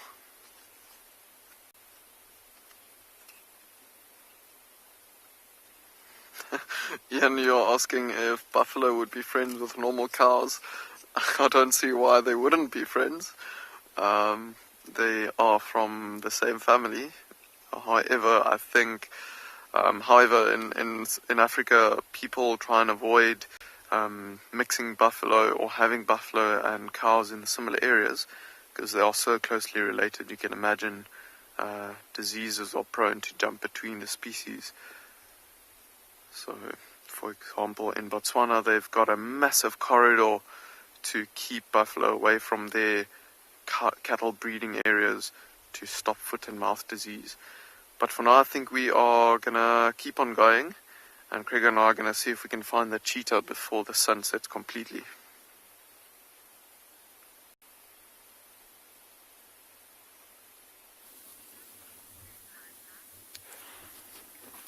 The zebra is putting on such a show for us.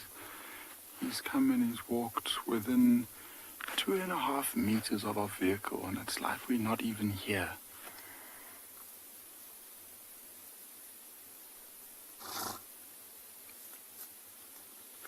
Little exhale there. I'm sure he must have gotten some sort of grass in his nose, maybe even some flies.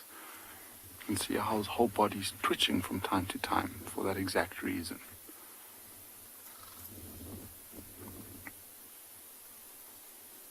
And it's interesting, we were watching the left side of him, and now we get to see the right side of him too. And that stripe pattern is almost exactly the same, where it starts off as a shadow stripe and then it gets bolder and darker as it forms into a normal stripe.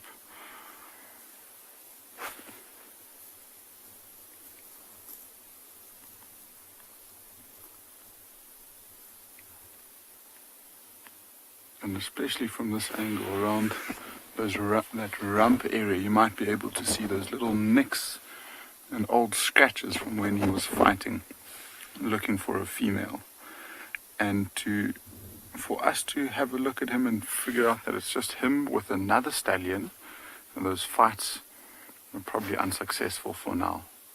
And so he's probably still quite a young zebra who's coming into his prime. And so he'll need to continue practicing and getting better at fighting until eventually one day he'll be able to put up a big enough challenge where he'll win over his first filly. And then from that point, he'll keep going and he'll try and get as many as he can. And stallions like these zebra will probably get about 5 or 6 fillies. Is probably quite a decent amount for his harem.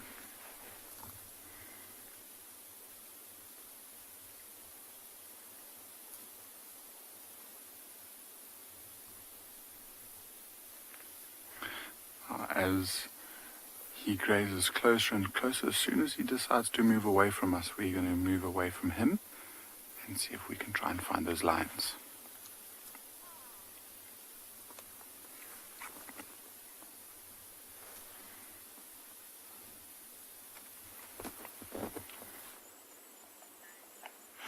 We found a bird that's on top of the pecking order.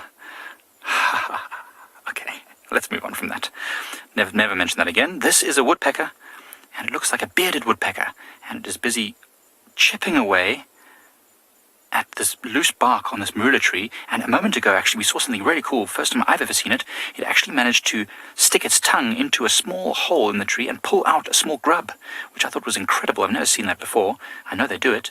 They've got an incredible barbed tongue that they can shoot into these little holes and pull out grubs. So what it's doing right now is it's just trying to chip away at the bark to expose any wood borer holes. And then when they tap the hole, they'll be able to they'll be able to feel the hollow pecking, whether there's something inside or not, and they can focus on that. Oh, it's found a good piece. Look at that, it's getting some leverage in there, some torque.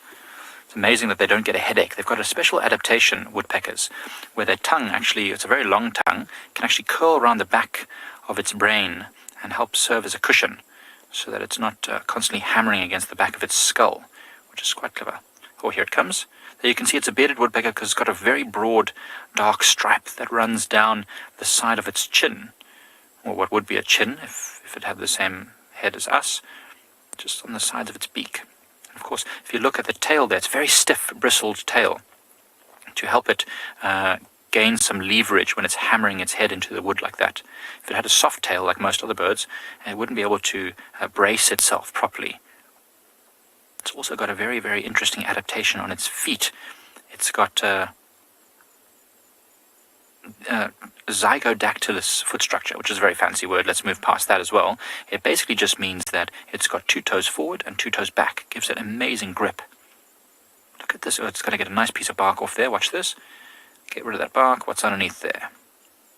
Anything interesting?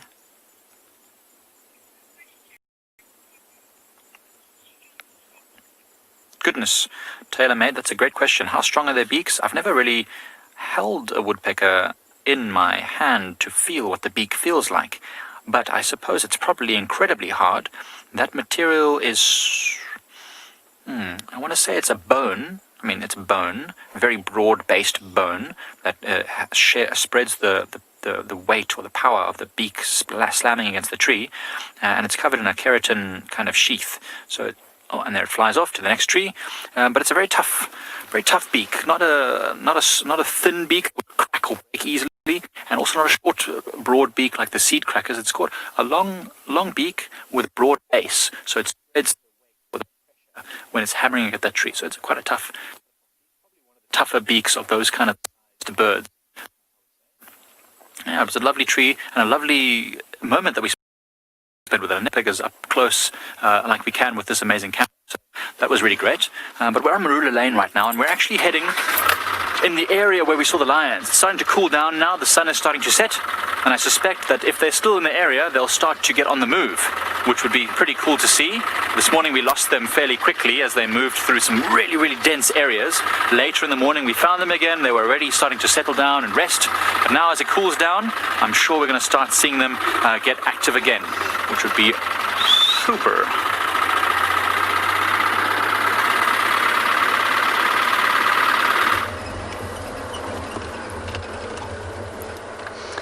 Hyena den was not active once again. As twice this afternoon. Oh, hello, Impala. We are going to say hello to you once I get off this bumpy hill.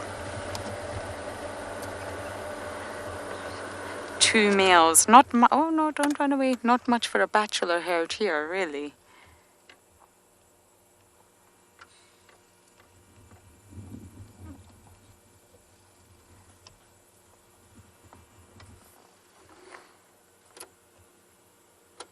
It's got grass hanging in its mouth. Let's keep bumbling, BK. So yes, I think Corky's coming to feed her little one during the night, and Ribbon's little ones are not so little anymore. They're getting older that she doesn't need to attend the den every single day. There's no real other explanation why we're not seeing them. Their timeshare has obviously changed, but I'm not giving up. I'm going to keep looking for some spotted creatures.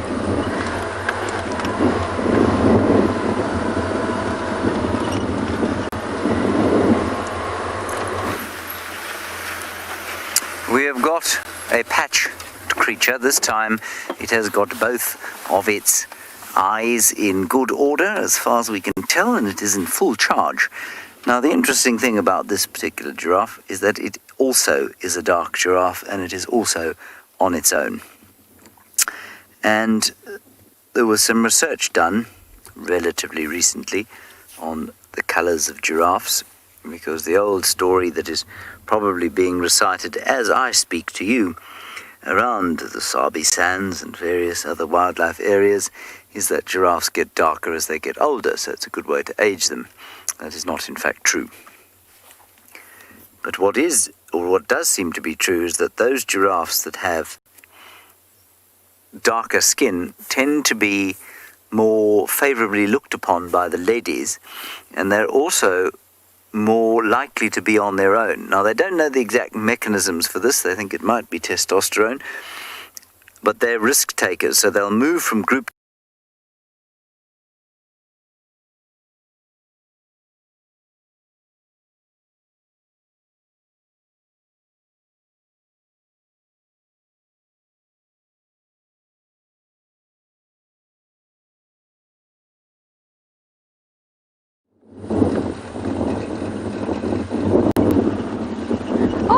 know what happened to Mr. Hendry there, but he found my one-eyed giraffe. I hope you all got a closer look at it. I've obviously not seen it, but James managed to find him. So you can all send in your theories as to what you think may have happened to this giraffe. Or send in your screenshots, actually. I'd love to see them. I mean, I'm not a doctor, but I think once we get a closer look, we can maybe try to determine what's happened. But he's quite shy with that eye.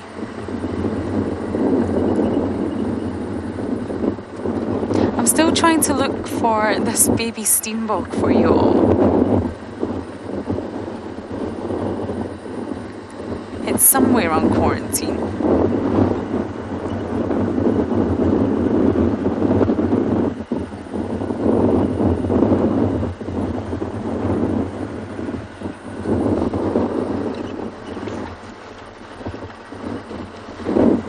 Okay, I'm not sure where I'm going to head now. I'm going to go where the wind takes me.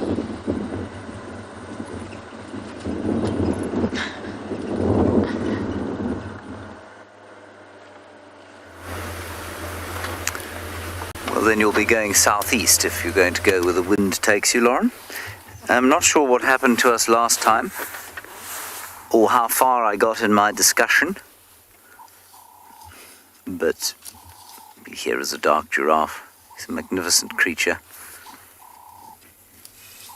He's also got no fly swatter on the end of his tail. It's been eaten off, probably by ticks.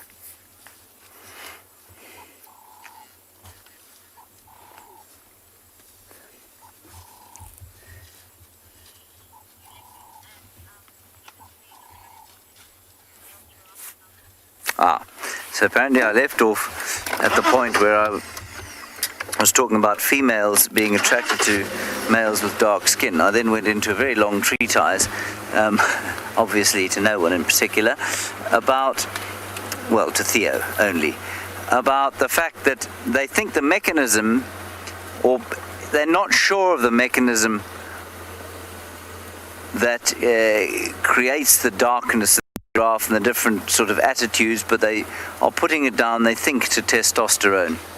They think higher levels of testosterone. I think he's going to go behind us again there, Theo, so I'm going to get behind the slot.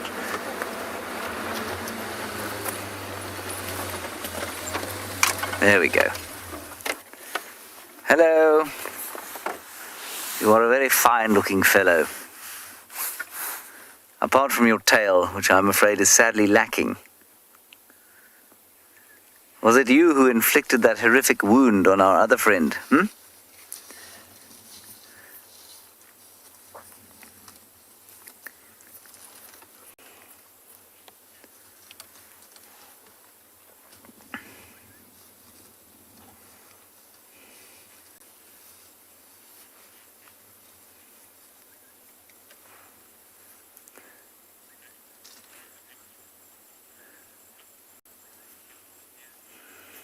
Right, there it is. Well, no, we might get one last view. Let me carry on back.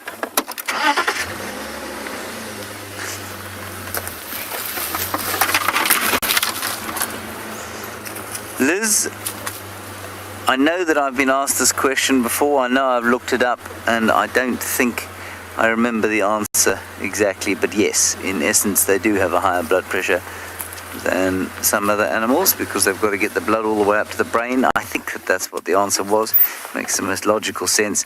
But there's been quite a lot of research done on giraffe blood pressure that I'm going to have to redo myself, I'm afraid.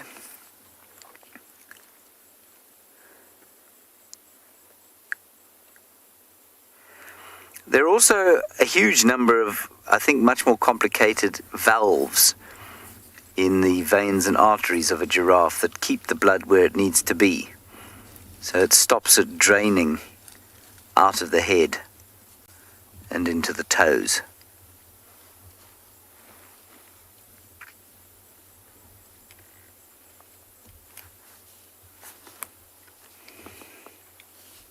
Nice light on him now. Why he's insisting on walking this way. He seems to want to cross the road. Do you want to cross the road? No? You don't. Okay.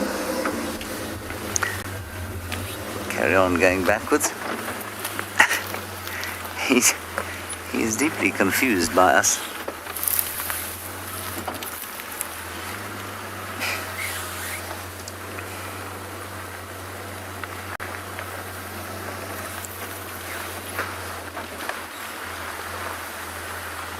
I'll tell you what, let me make this easy for him and for Theo.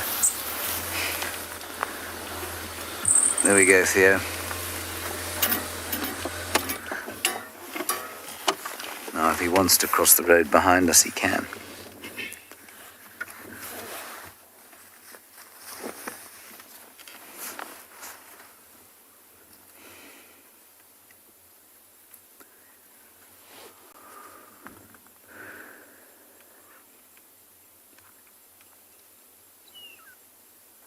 Lovely call there of the magpie shrike. And one or two babblers. Those are the only calls we can hear.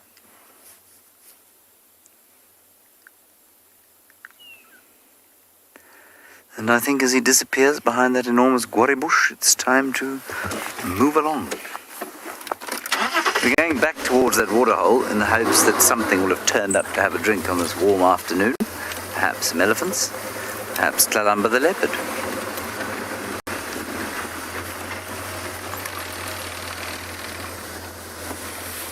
Ooh. Polar bear, I think a giraffe's heart is pretty much like any other mammal's heart. I think it's got 4 chambers. I don't know for sure. I will look up the physiology of the giraffe heart and its blood pressure. I suspect quite strongly that one of our kind viewers will post me an article and I shall read it as well. But I think the design of it is pretty similar, yeah. It is quite big though. Proportionately large. Nice questions. Poor answers. Sorry about that.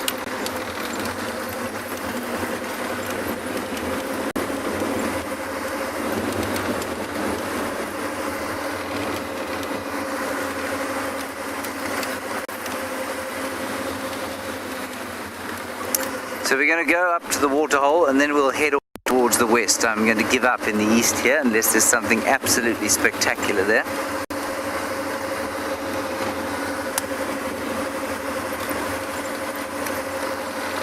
It doesn't have to be that spectacular. I'll take it averagely spectacular.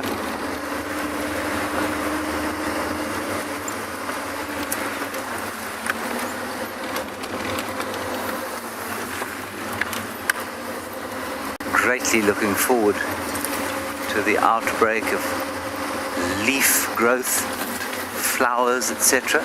that's going to come with the next season. But I'm afraid, I suppose that's a few months away still.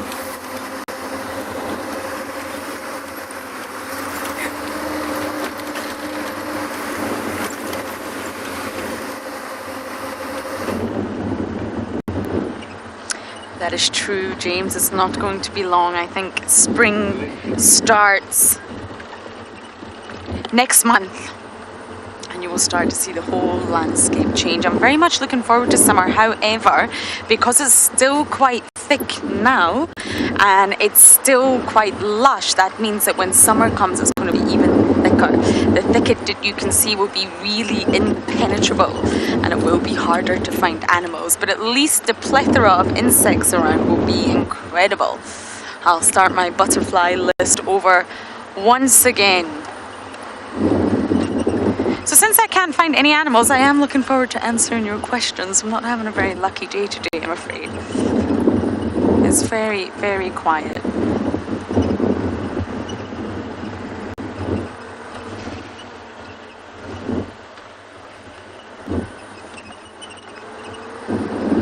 The sun's slowly starting to go down. I think we'll get a nice sunset as we get onto the northern cut line.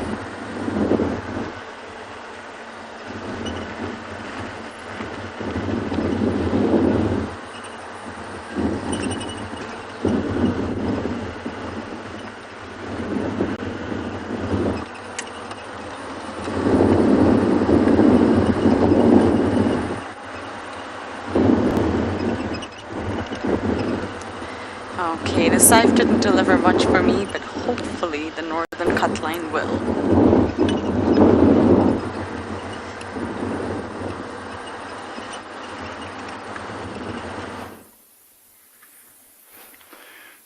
So we've just managed to find this pride of lions that the trackers found earlier on this morning, and they haven't moved very far at all. But the really nice thing is that there's a few of them that are starting to get a bit more active. So there's one that's grooming. You can see its head up and it's licking its front paws.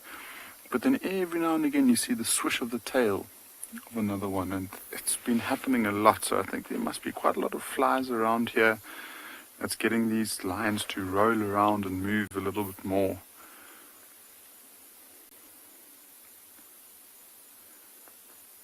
And it's just so beautiful. I mean, we're in these long, or in the hours now where there's this super long shade.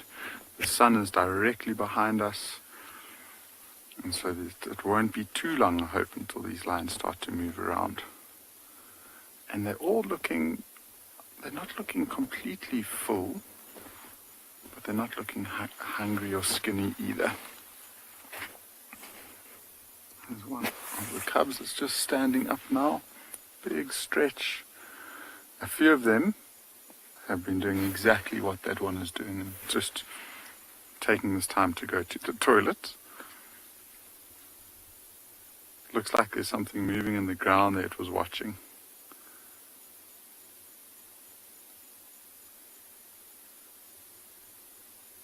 Oh, it's beautiful with that backlight there. So this is the most movement we've seen so far. They've come from that little group to the second little group over here. And this is the group that she's moved into, where all of the adult females are. So there's the adult females, and the one with the head up is the one who has got the very small cubs who she hasn't brought here. So she's kept them away from the pride for now. So she might end up heading back towards them. We haven't seen them in the last couple of days. I'm sure she'll want to go and make sure that they're okay. And just see how busy those tails are. So that one that's flicking the tail, that's right close to the one with the head up, is the young male.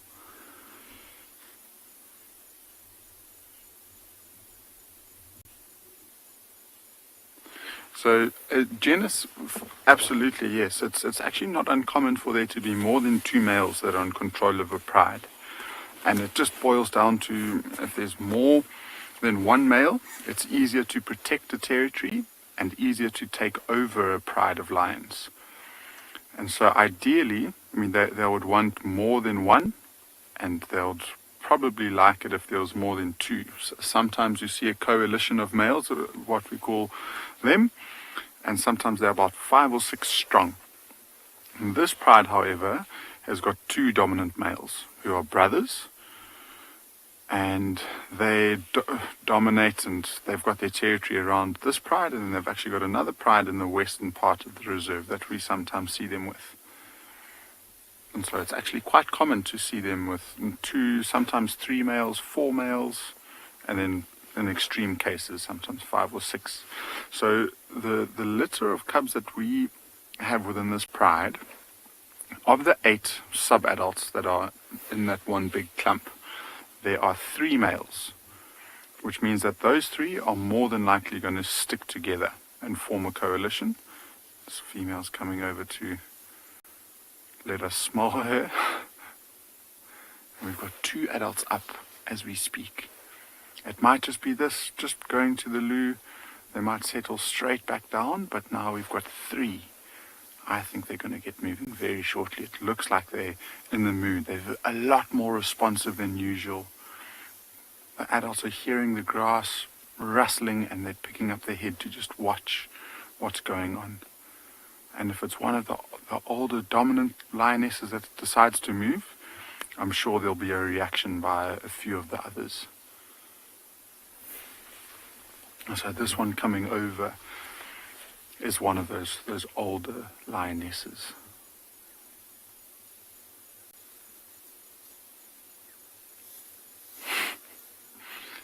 for a cuddle.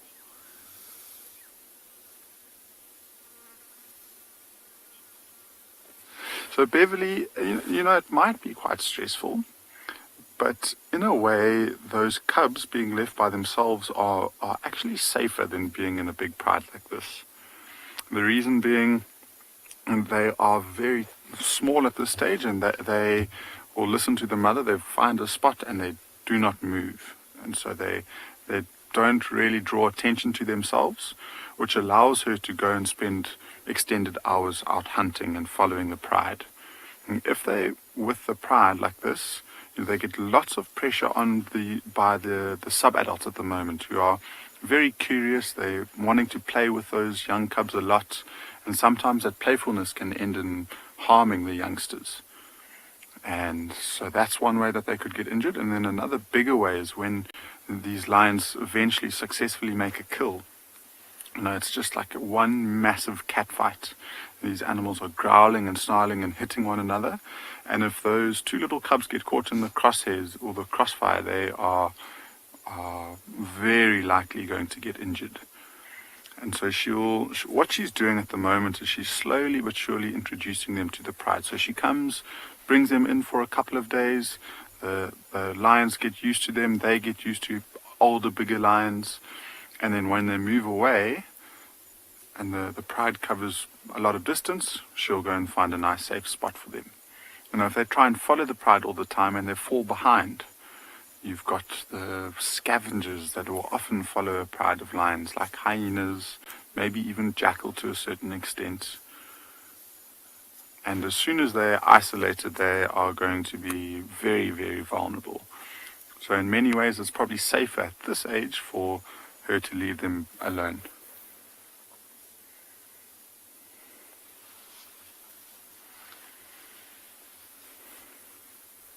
WildEarth relies on support from viewers like you to carry on broadcasting our daily live shows. A small donation goes a long way in helping us on our mission to connect the world with nature. Please visit our support page to see how you can help and become part of the WildEarth family. We've come back to these two rhinos that were sleeping earlier, and they actually got up and started feeding a little bit, but they are still very sleepy, not moving too much, and we were hoping that they were going to move over to the left-hand side here, because we've got the most spectacular sunset at the moment just next to the mountains, just with a few clouds actually just in front of the sun. What a way for Marcel to end his stint here at Phinda. And you can see there's just the edge of the last few Lubombo mountains, the last few of the mountain range that stretches all the way from the Kruger National Park and the Sabi Sands to here on the east coast of South Africa. Look at those one or two clouds that's in front of the sun there. Craig even said that it's just going to get better and better, and it sure has just become better and better, and these clouds just make it so much more pretty. Wow, like a scene out of The Lion King. And it's absolutely dead quiet here, just a few birds calling in the distance, giving their last few songs before the night falls. And look how quickly that sun is going down. Earlier it wasn't even touching the mountains yet. It's on its way to being almost halfway gone.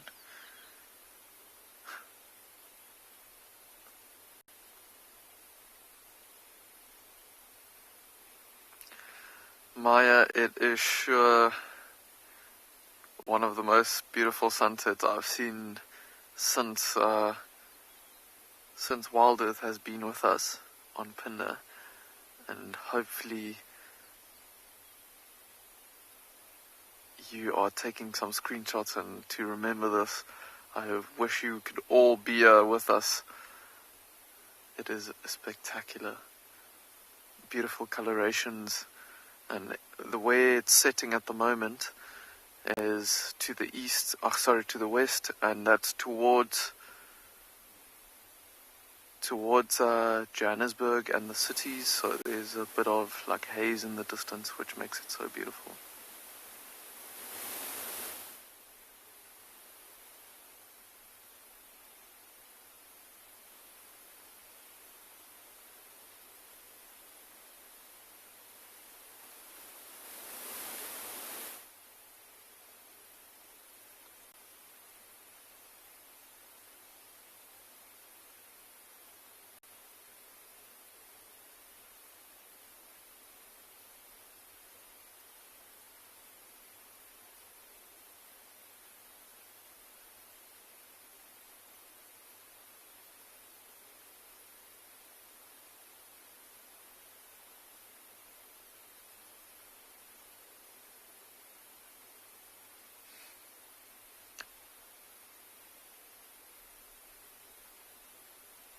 There we go.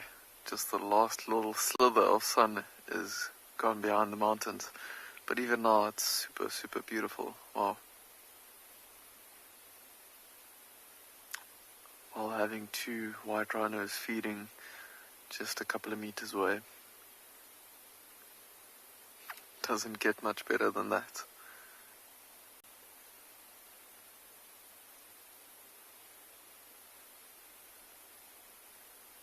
Can even hear the crickets. Can hear a few crickets in the background there. Atlanta, I agree with you. Definitely an award-winning sunset. Wow. I see this rhino is actually listening to us. After the little bit of quiet there. I just saw a Birchall's cuckoo actually catch like an insect or something there in the background as well. I think these rhinos are going to start to move a bit, find a different spot to settle down for the evening. They were actually resting for the whole afternoon in the spot.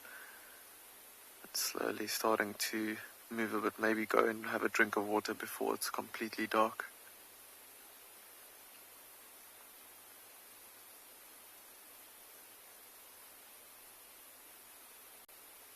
I don't know if you can hear that, but you can just hear the faint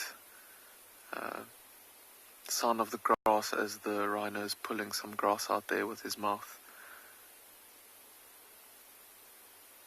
It is very soft though.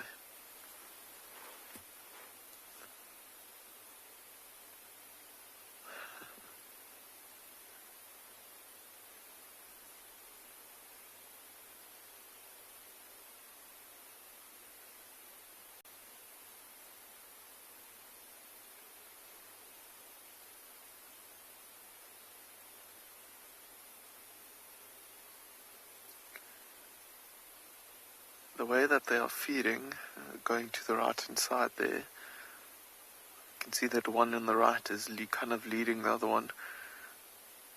The fact that they're facing both in that direction, there is that watering hole that we were talking about earlier on the other side there. Do you think they're going to be heading there soon? But we are going to have to leave these rhinos soon, as it's getting a little bit darker and we don't want to affect their behavior at all and view them when it's dark, as they will probably try and settle down for a bit. But for now I think we'll keep on driving and look for some nocturnal animals.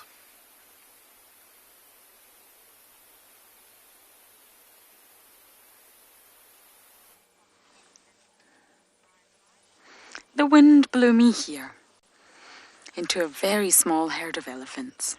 Got a young female here who's just gracefully going from tree to tree with her small little tusks trying to get some delicious food. And I just wanted to wrap on the three-legged conversation because it's fascinating. This paper is very detailed.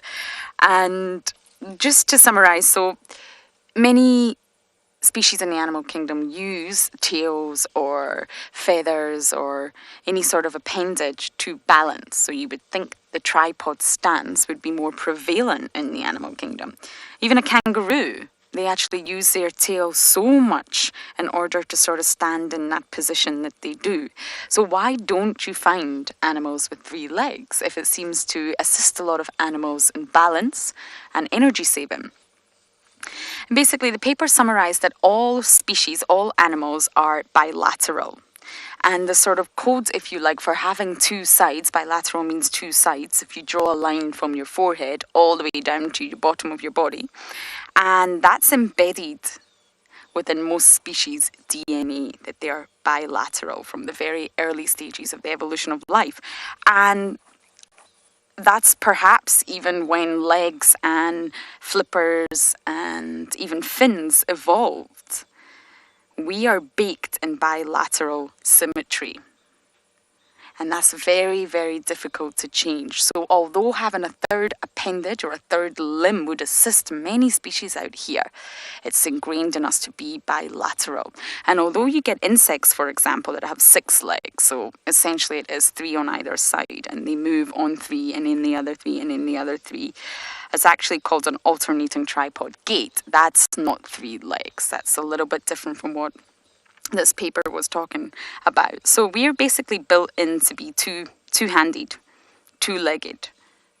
And therefore, is that what's preventing a 3-legged animal from existing from the very early stages of life in our DNA, in every species' DNA, to be bilateral? Trilateral life has, well, never evolved. Or maybe it has evolved on another planet. We just don't know it yet. I think we can reposition. I thought there would be more elephants joining these youngsters. But unfortunately, down this dip, for some reason, we don't get signal.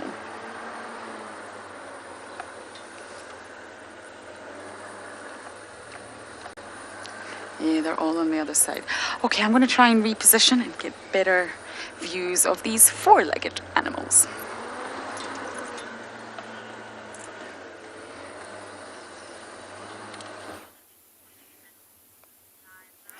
What we've got here is a rather special look at the sunset. Now, I said it was going to be spectacular.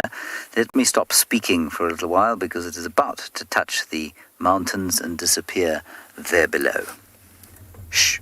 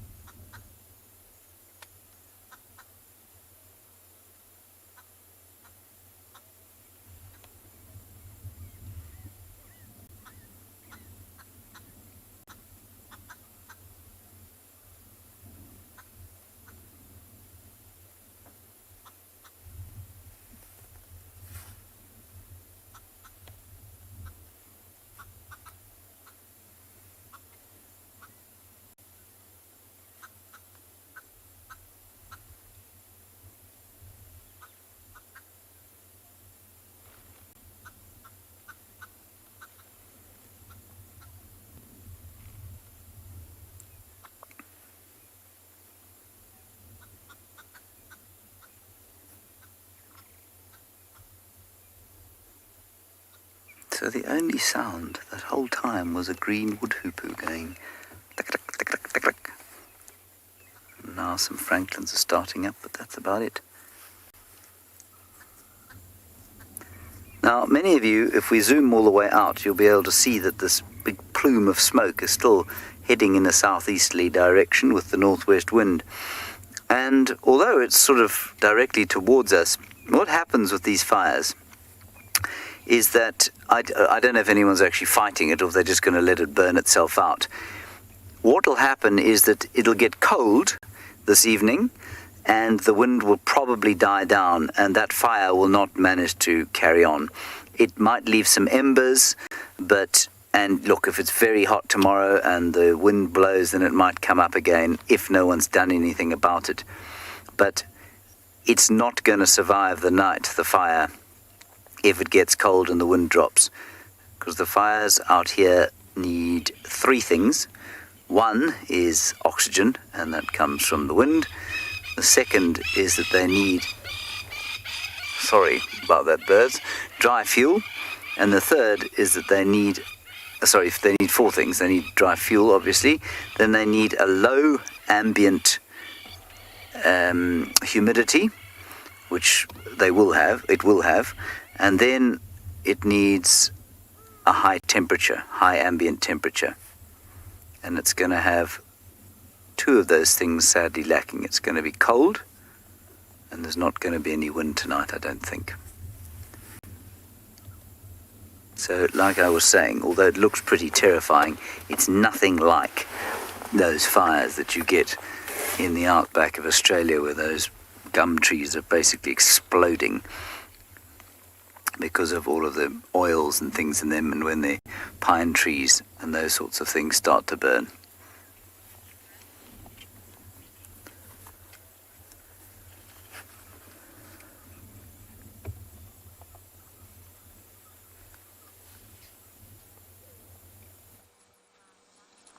We've got up. I don't know if it's the same herd or not, but we've caught up with some elephants.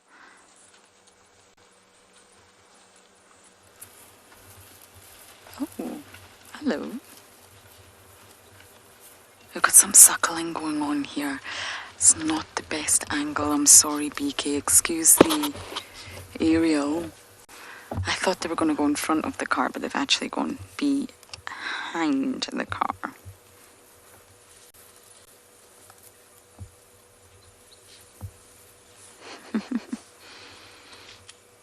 Must be a mama and her calf.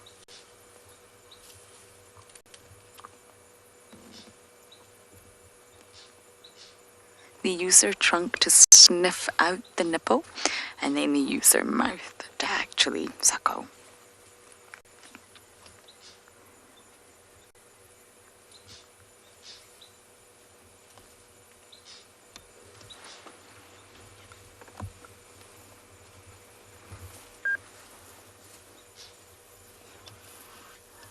It's quite a big youngster.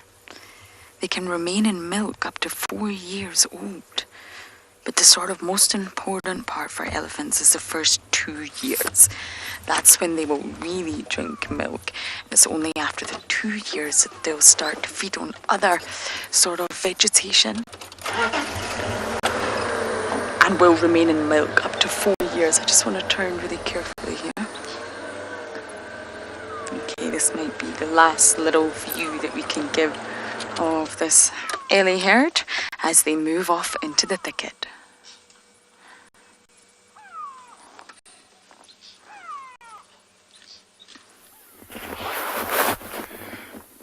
So if anyone was ever wondering what the bravest animal out here might be, I think we've got it. Look at these black-backed jackal. Look at this one coming closer. And that's a lion. I can't believe how close it's getting.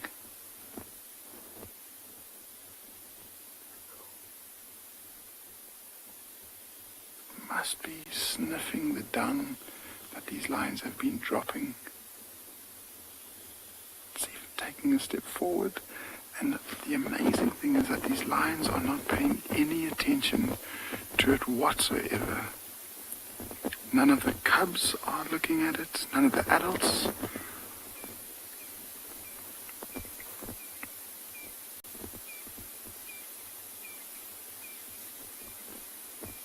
But how's that for trusting your ability to escape these lions? It must be less than 5 meters away. And you might even see the other partners in the background. And now it's trotting off.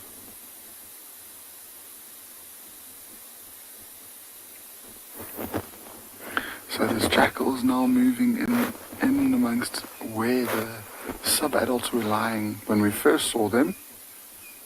So you might just see a quick little color change as we try and show you these views as best we can. And infrared is sometimes the best way to do it.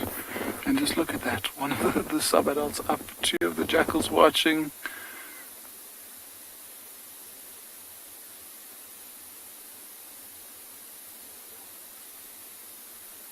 So the only movement that we've had is the sub-adults moving from exactly where that jackal was to moving in front of the females. And I'll hope for them getting up and active. It isn't quite over yet. There's 2 that are grooming really nicely with one another, so it looks like it could even be the mother and youngster cleaning each other.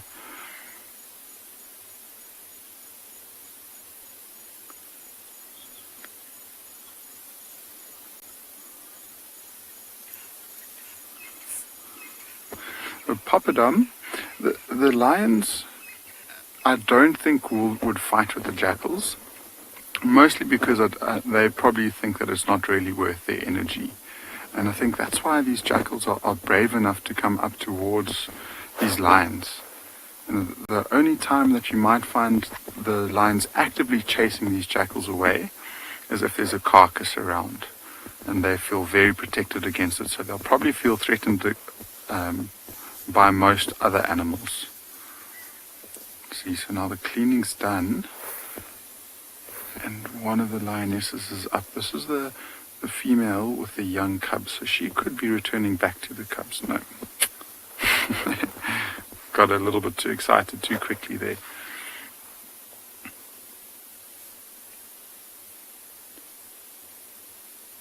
So these jackals, they might have just caught whiff of these lions and come to investigate to see what was going on.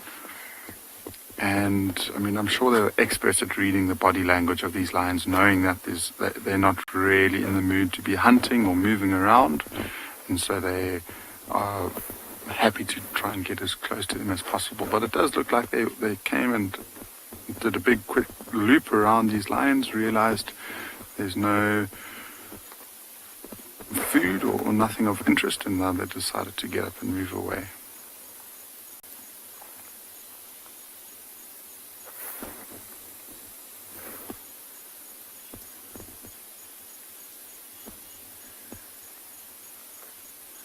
And Nancy, it definitely is a lazy lion Sunday.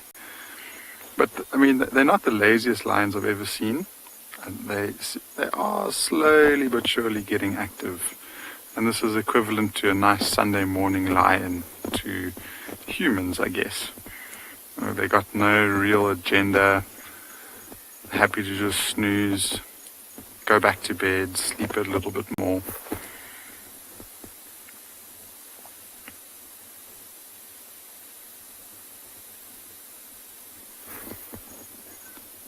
I think the only thing that's really gotten them up and moving are these biting insects that they've been experiencing. So that leads to the flick of the tail, and then sometimes they get so agitated they actually stand up and try and move away from where these insects are. But this is what I was talking about. Look how responsive these lions are. And that was one lioness that got up, and there are 1, 2, 3, 4, 5, 6, 7, 8, 9, 10, all of their heads are all of a sudden up. So that's why I think it's promising that they might move very, very shortly. If they were happy to continue snoozing, it would be like that one on the right hand side who's basically getting urinated on and isn't budging. But the rest of them are all very attentive. They heard and saw that it might have been one of the bigger adult females, and so it's worth following. And so now we've got our third female that's up and moving. Look, and she's the one with the limp. It's still, I mean, it's not improving, but it doesn't look like it's getting any worse. So she was one of the lions that were actually separated from the pride for around about 4 or 5 days. So she managed to find her way back. I'm sure she'll be very keen to just stick with the pride and move with them. And just look at her face, you can see it, that's old. That big scar on her cheek looks like it's a new scar. And that could have been from the recent kill that they made.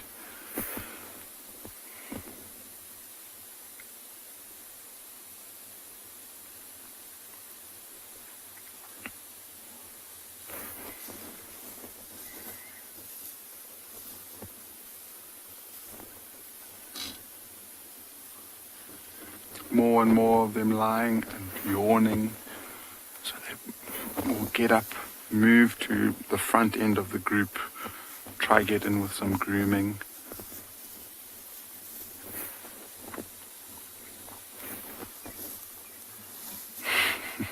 Here we go. I think this is pretty good news if that one decides not to lie down. Jinxed it.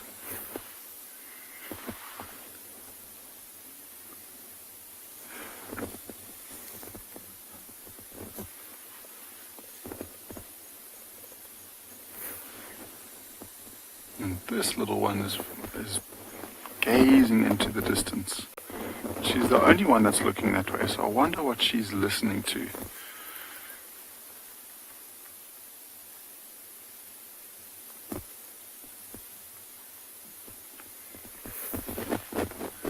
And she's now looking at her older cousin, who's also starting to show a bit more sign of life. And I wonder how, if they've got an extra strong bond now after being away for so long and finding their way back together eventually to the pride. They must have.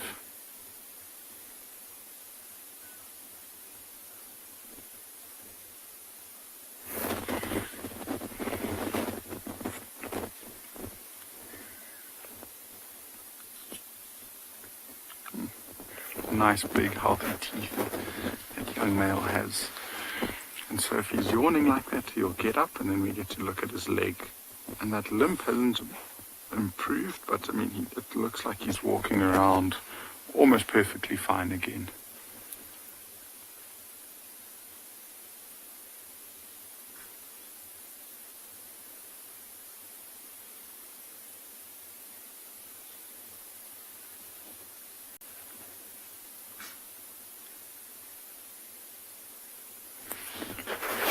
So a guide monkey, it's something that I don't think we can put an exact number to. I mean, with lions it's incredibly rare. They're within, there's 3 of them in the whole entire world, and for a period of 10 or 15 years there was no white lions.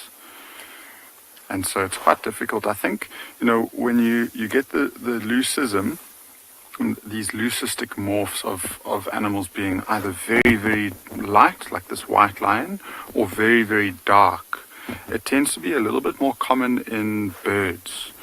And raptors come to mind when I think about birds being leucistic or melanistic.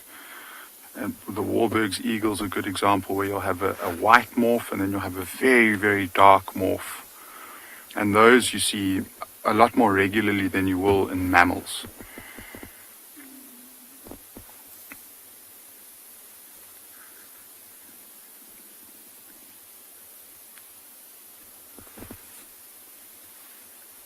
So by the looks of it, they are still putting on that snooze button, but I hope we get to see them up and properly walking because that's always a magnificent sight to behold.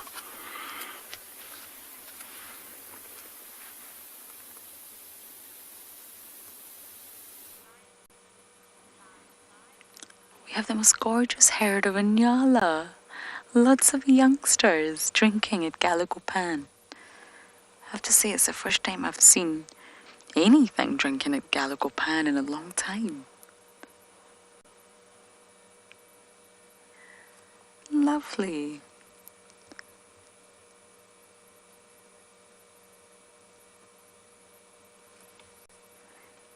Great sexual dimorphism between males and females. They look incredibly different. And because of this is why you call the females ewes. There's a male, a young male. He's not got his full adult coat yet. You see that? But he's got horns. Slowly changing. Hanging around with the females. He's a bull.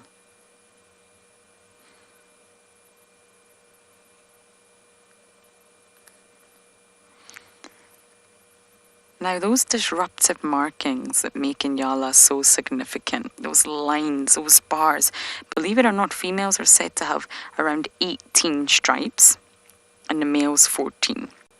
Now, I would love this female to stop so we can count. Or maybe some of you can count for me.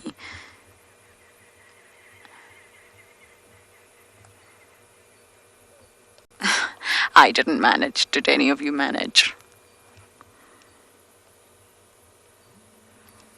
But the very, very young males will actually resemble the females. So the youngsters will look like females only until their coat starts to change and they start to develop those straight, spiky horns.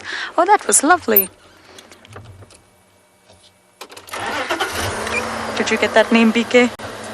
Elton! Whew. Elton, you counted 12. So then my information is not accurate, is it? I wonder if there's smaller lines, because that's the ballpark figures that they give for a Nyala. But I didn't manage to count, so well done, Elton. You counted 12. But the males definitely have less. Oh, hello, I'm sorry. Sutu, I didn't expect to see you. Sutu's walking to the pan. Okay, we're going to try and follow her for the time being.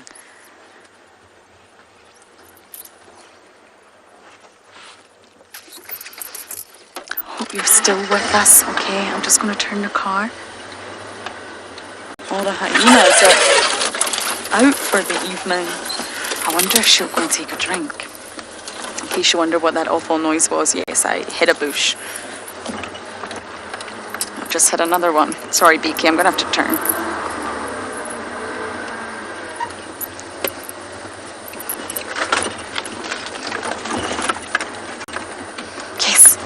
She's going to drink.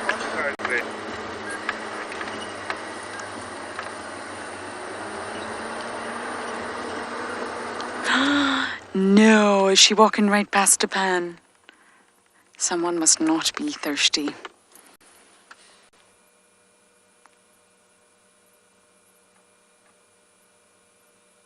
Alert, but not thirsty.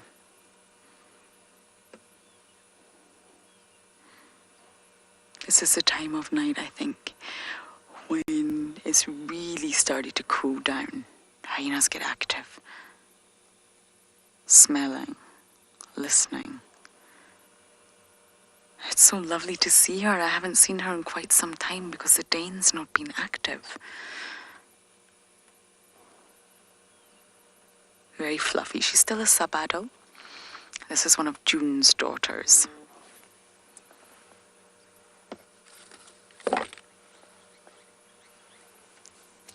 Oh, I wonder if she can hear all the Nyala that just went by.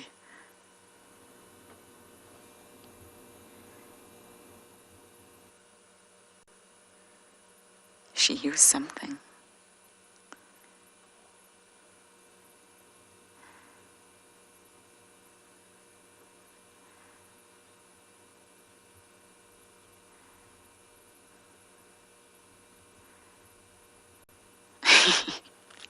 A little side eye towards us. And one of the reasons we really don't follow hyenas off off-road. We don't off-road for them. We can, but it very rarely is successful. They weave in and out. They walk great distances just weaving because they're not actually on territorial patrol and they're not with a specific mission in mind other than following their nose. So they'll do large inhales through their nostrils as they're walking, and any scent that grabs their attention, they'll follow it. And when I say scent, it's mostly the smell of a carcass or leopards out here.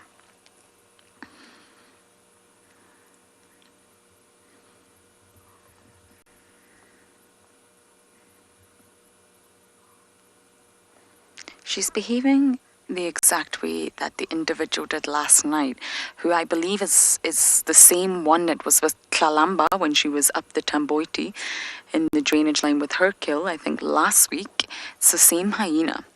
And I am sure it's the same hyena I saw trying to steal Tanti's kill, but unfortunately we were not live. So I wonder who this hyena is, but it's not been identified.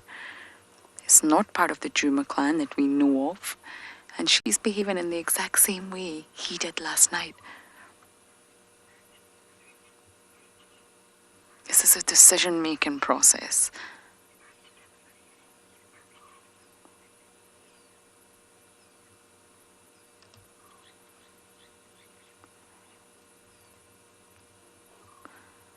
Oh, we're going to come... Oh. Huh. Well... Clearly the decision was to make no decision.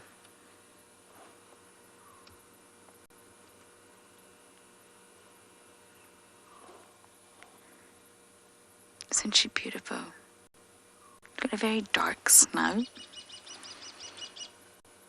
And she spends far more time at the den than June does. We never see her mother around. Her mother has got a floppy ear now.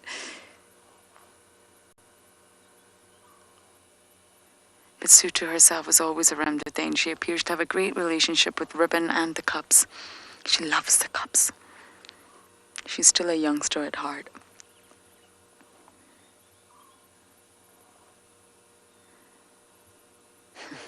Still got perfect ears. That may change, of course, once she reaches adulthood. And it'll be interesting to know exactly where she fits into the clan.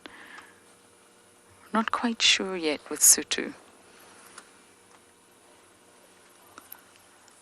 There's actually a lot of unanswered questions when it comes to the Djuma clan, believe it or not.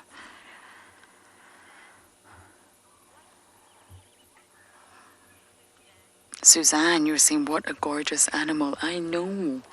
Hyenas are stunning. I'm well aware there will be people that disagree with that. But hyenas are just gorgeous. Especially when they're in good condition. When they have both eyes and both ears intact. They're very, very beautiful species.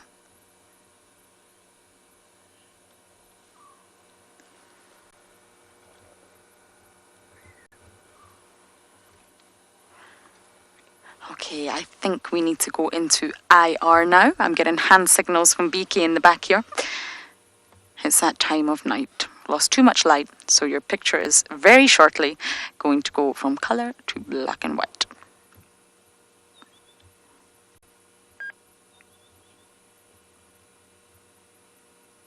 Now immediately, if you see Sutu, you'll know that she's a youngster. Adult hyenas really are not this fluffy. Even if you can't tell the sex at this stage, you know immediately that she's a youngster.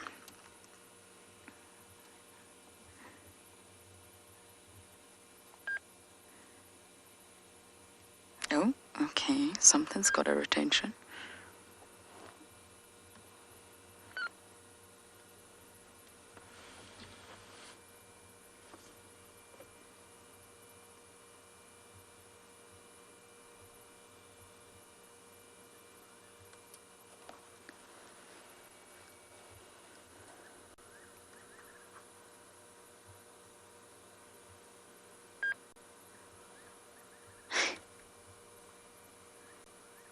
I often feel like when you're trying to ID Sutu, she looks like she's got a Joker's smile. The Joker as in the Joker from Batman. The sort of features of her smile extend way further back to her ears. And it's not a smile, that's me anthropomorphizing. But it's the black line. That's always how I identify Sutu.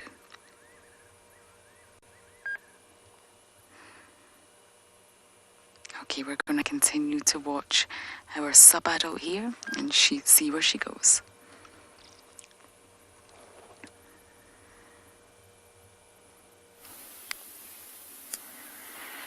This is the moment that we've been waiting for. These lions have decided to get up and move. And they seem to all of a sudden, from lying down, grooming, they're all up and moving with quite a purpose. Look how many lions there are walking down this road.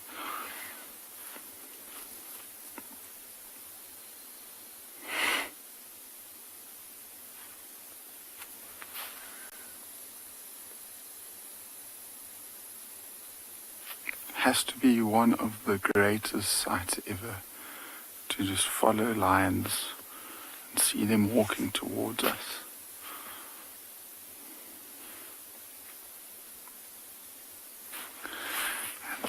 The way that they're going, fortunately for us, is actually right out into the open. And we might be able to loop around and get them to walk past us again.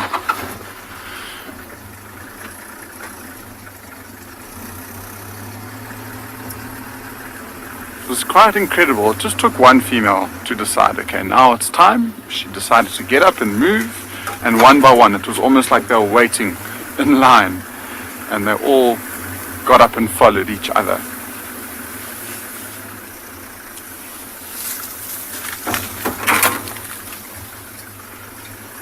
And they're coming out into a really nice open clearing, and they're getting led by that female who's got the young cubs, and she seems to be walking with quite a purpose.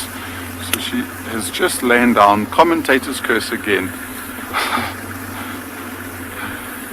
But this is just so beautiful. We've got the last of the sun. We've got this pride moving through this open grass. It seems like they have moved into the spot, and a few of them are lying down. But some of them are still moving. And it's amazing. I mean, they're just looking and feeding off of each other's energy and watching their behaviors. Because not once have we heard any vocalizing. We haven't heard any low grunts, anything. They're all just watching one another. I'd love for them to get up and move one last time for the end of show.